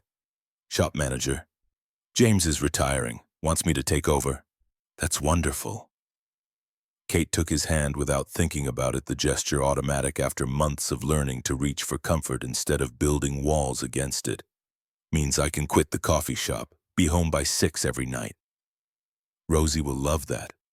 I already told her. She asked if it meant we could get a dog now. Kate laughed. A dog? She's been lobbying for months, says every family needs a dog. Every family. Kate repeated the words, tasting how they felt. Family. Not client and attorney, not professional relationship. Family. Is that what we are? Declan turned to face her fully. That's what I hope we are. What I want us to be. His hand reached into his pocket, emerged with a small box. Kate's breath stopped. I know we've only been officially together for 6 months. I know you're still learning how to let people in. I know this might be too fast. He opened the box. The ring inside was modest, nothing like the designer pieces Kate had admired in her former life. Just a simple band with a single small diamond, clearly bought with money saved carefully over months. But I also know that every morning I wake up next to you feels like winning. That watching you with Rosie makes me understand what partnership means. That you've become the person I want to build a life with, not an empire, not achievements, just a life full of Sunday mornings and terrible jokes and love. His voice steadied into absolute certainty. Catherine Ashford, will you marry me? Kate looked at him. This man who worked with his hands, who'd stopped for strangers, who'd chosen his daughter over advancement, who somehow had seen past her armor to the lonely woman underneath. I've never been good at this. At relationships, at vulnerability, at needing someone. I know. I'll probably work too much sometimes, forget to leave the office at the office, revert to controlling everything when I'm stressed. I know. And you still want to marry me. Declan smiled. Especially because of that, because you're learning to be imperfect with me, because you opened your heart to me and Rosie when every instinct told you not to, because you fight for what matters and I want to matter to you. Kate's vision blurred with tears she'd stopped trying to hide months ago. Yes, yes, yes, I'll marry you. He slipped the ring on her finger. It fit perfectly, like he'd somehow known exactly her size. She looked at it, this modest ring that meant more than any expensive piece ever could, because it represented choosing love over caution. Rosie appeared, having abandoned the swings. Why is Miss Kate crying, Daddy? What did you do? Declan pulled her onto his lap. I asked Miss Kate to marry us. Rosie's eyes went huge. Really? What did she say? Kate knelt beside them. I said yes. Rosie screamed with joy, loud enough to turn heads across the playground. She launched herself at Kate, nearly knocking her over with the force of the hug. You're going to be my mom, my real mom. Kate held her, feeling the weight of that title settle around her shoulders. Not scary like she'd expected, just right. If you'll have me. Yes, yes, yes. Rosie bounced between them, pure excitement given human form. Other families smiled at the scene, recognizing the particular joy of good news even if they didn't know the details. Richard appeared from behind a tree where he'd clearly been hiding. Celeste and Vivian followed, both grinning. Did she say yes? Celeste could barely contain herself. She said yes. Rosie announced it to everyone within hearing. We helped plan it, Vivian added, looking pleased with herself. Kate looked at Declan. Conspiracy. I had to make sure it was perfect.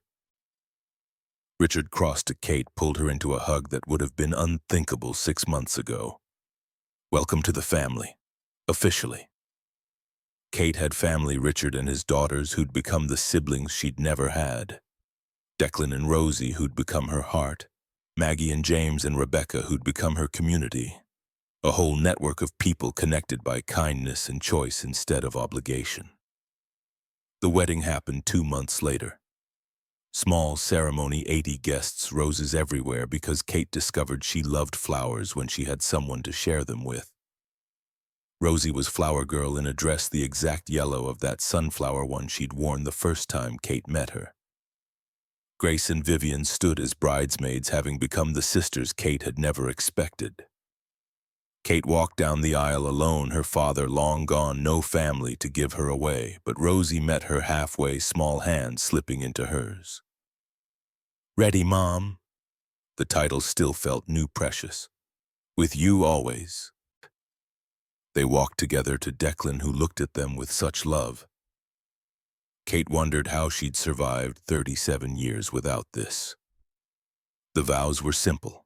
Promises to show up, to love imperfectly, to choose each other daily, to build a life that mattered more than any case she'd win or money she'd make. When the officiant pronounced them married, Rosie cheered loudest.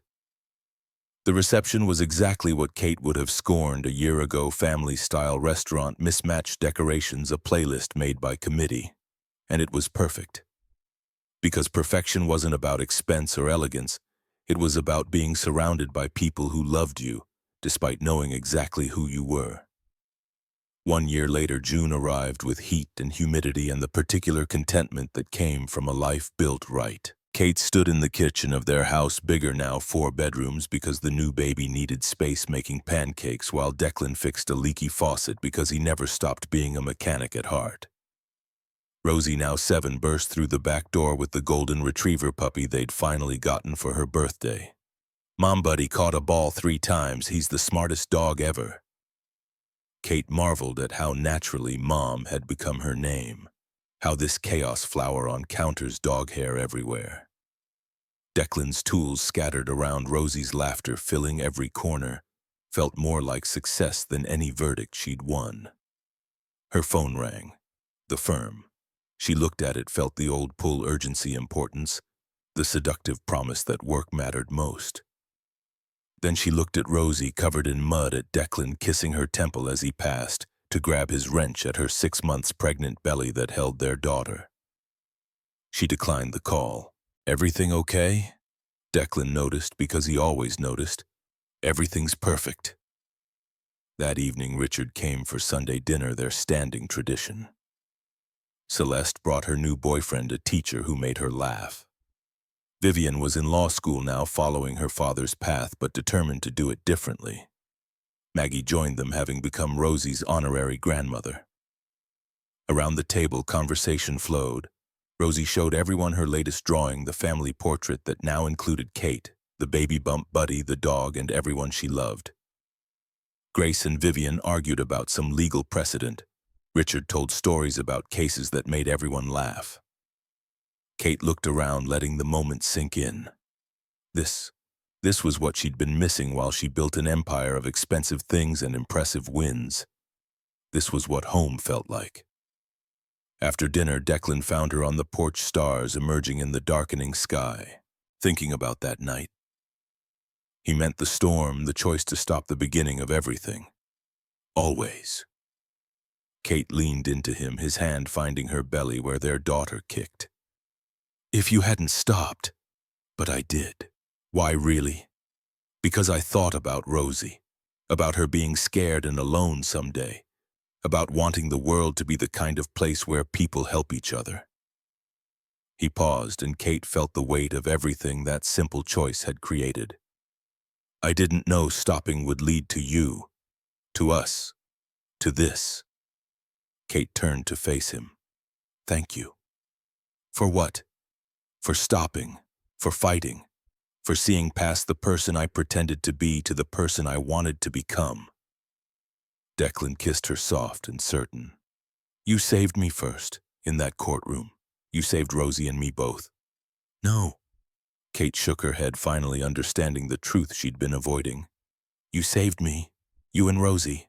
You reminded me that life isn't about winning or achieving or building impressive things. It's about showing up, being present, choosing love especially when it's terrifying. Behind them, through the window, Rosie's laughter rang out. Inside their home, not perfect, not expensive, just theirs, family gathered. People connected by storms and choices, and the particular grace of kindness returned. 1 year ago, Kate had been alone in a penthouse, successful by every measure except the ones that mattered. Now she stood on a porch with a husband who'd stopped in a storm, a daughter who called her mom, a baby on the way, and a life so full of love it made her earlier existence feel like sleepwalking. Sometimes the person you save ends up saving you. And sometimes one act of kindness doesn't just change a life, it creates one. A life full of Sunday dinners and terrible jokes and love that fills every corner until even the biggest house feels almost too small to contain it all. But that was fine. They'd just add more rooms, more space for more love. More proof that happiness wasn't about having more, but about choosing right. About stopping when you could drive past. About fighting for what matters. About letting someone in even when every wall you'd built said don't. Kate smiled, feeling their daughter kick again, hearing Rosie call for them to come see something, knowing Declan would take her hand, and they'd walk inside together. Toward noise and chaos and imperfect, beautiful life. Toward home.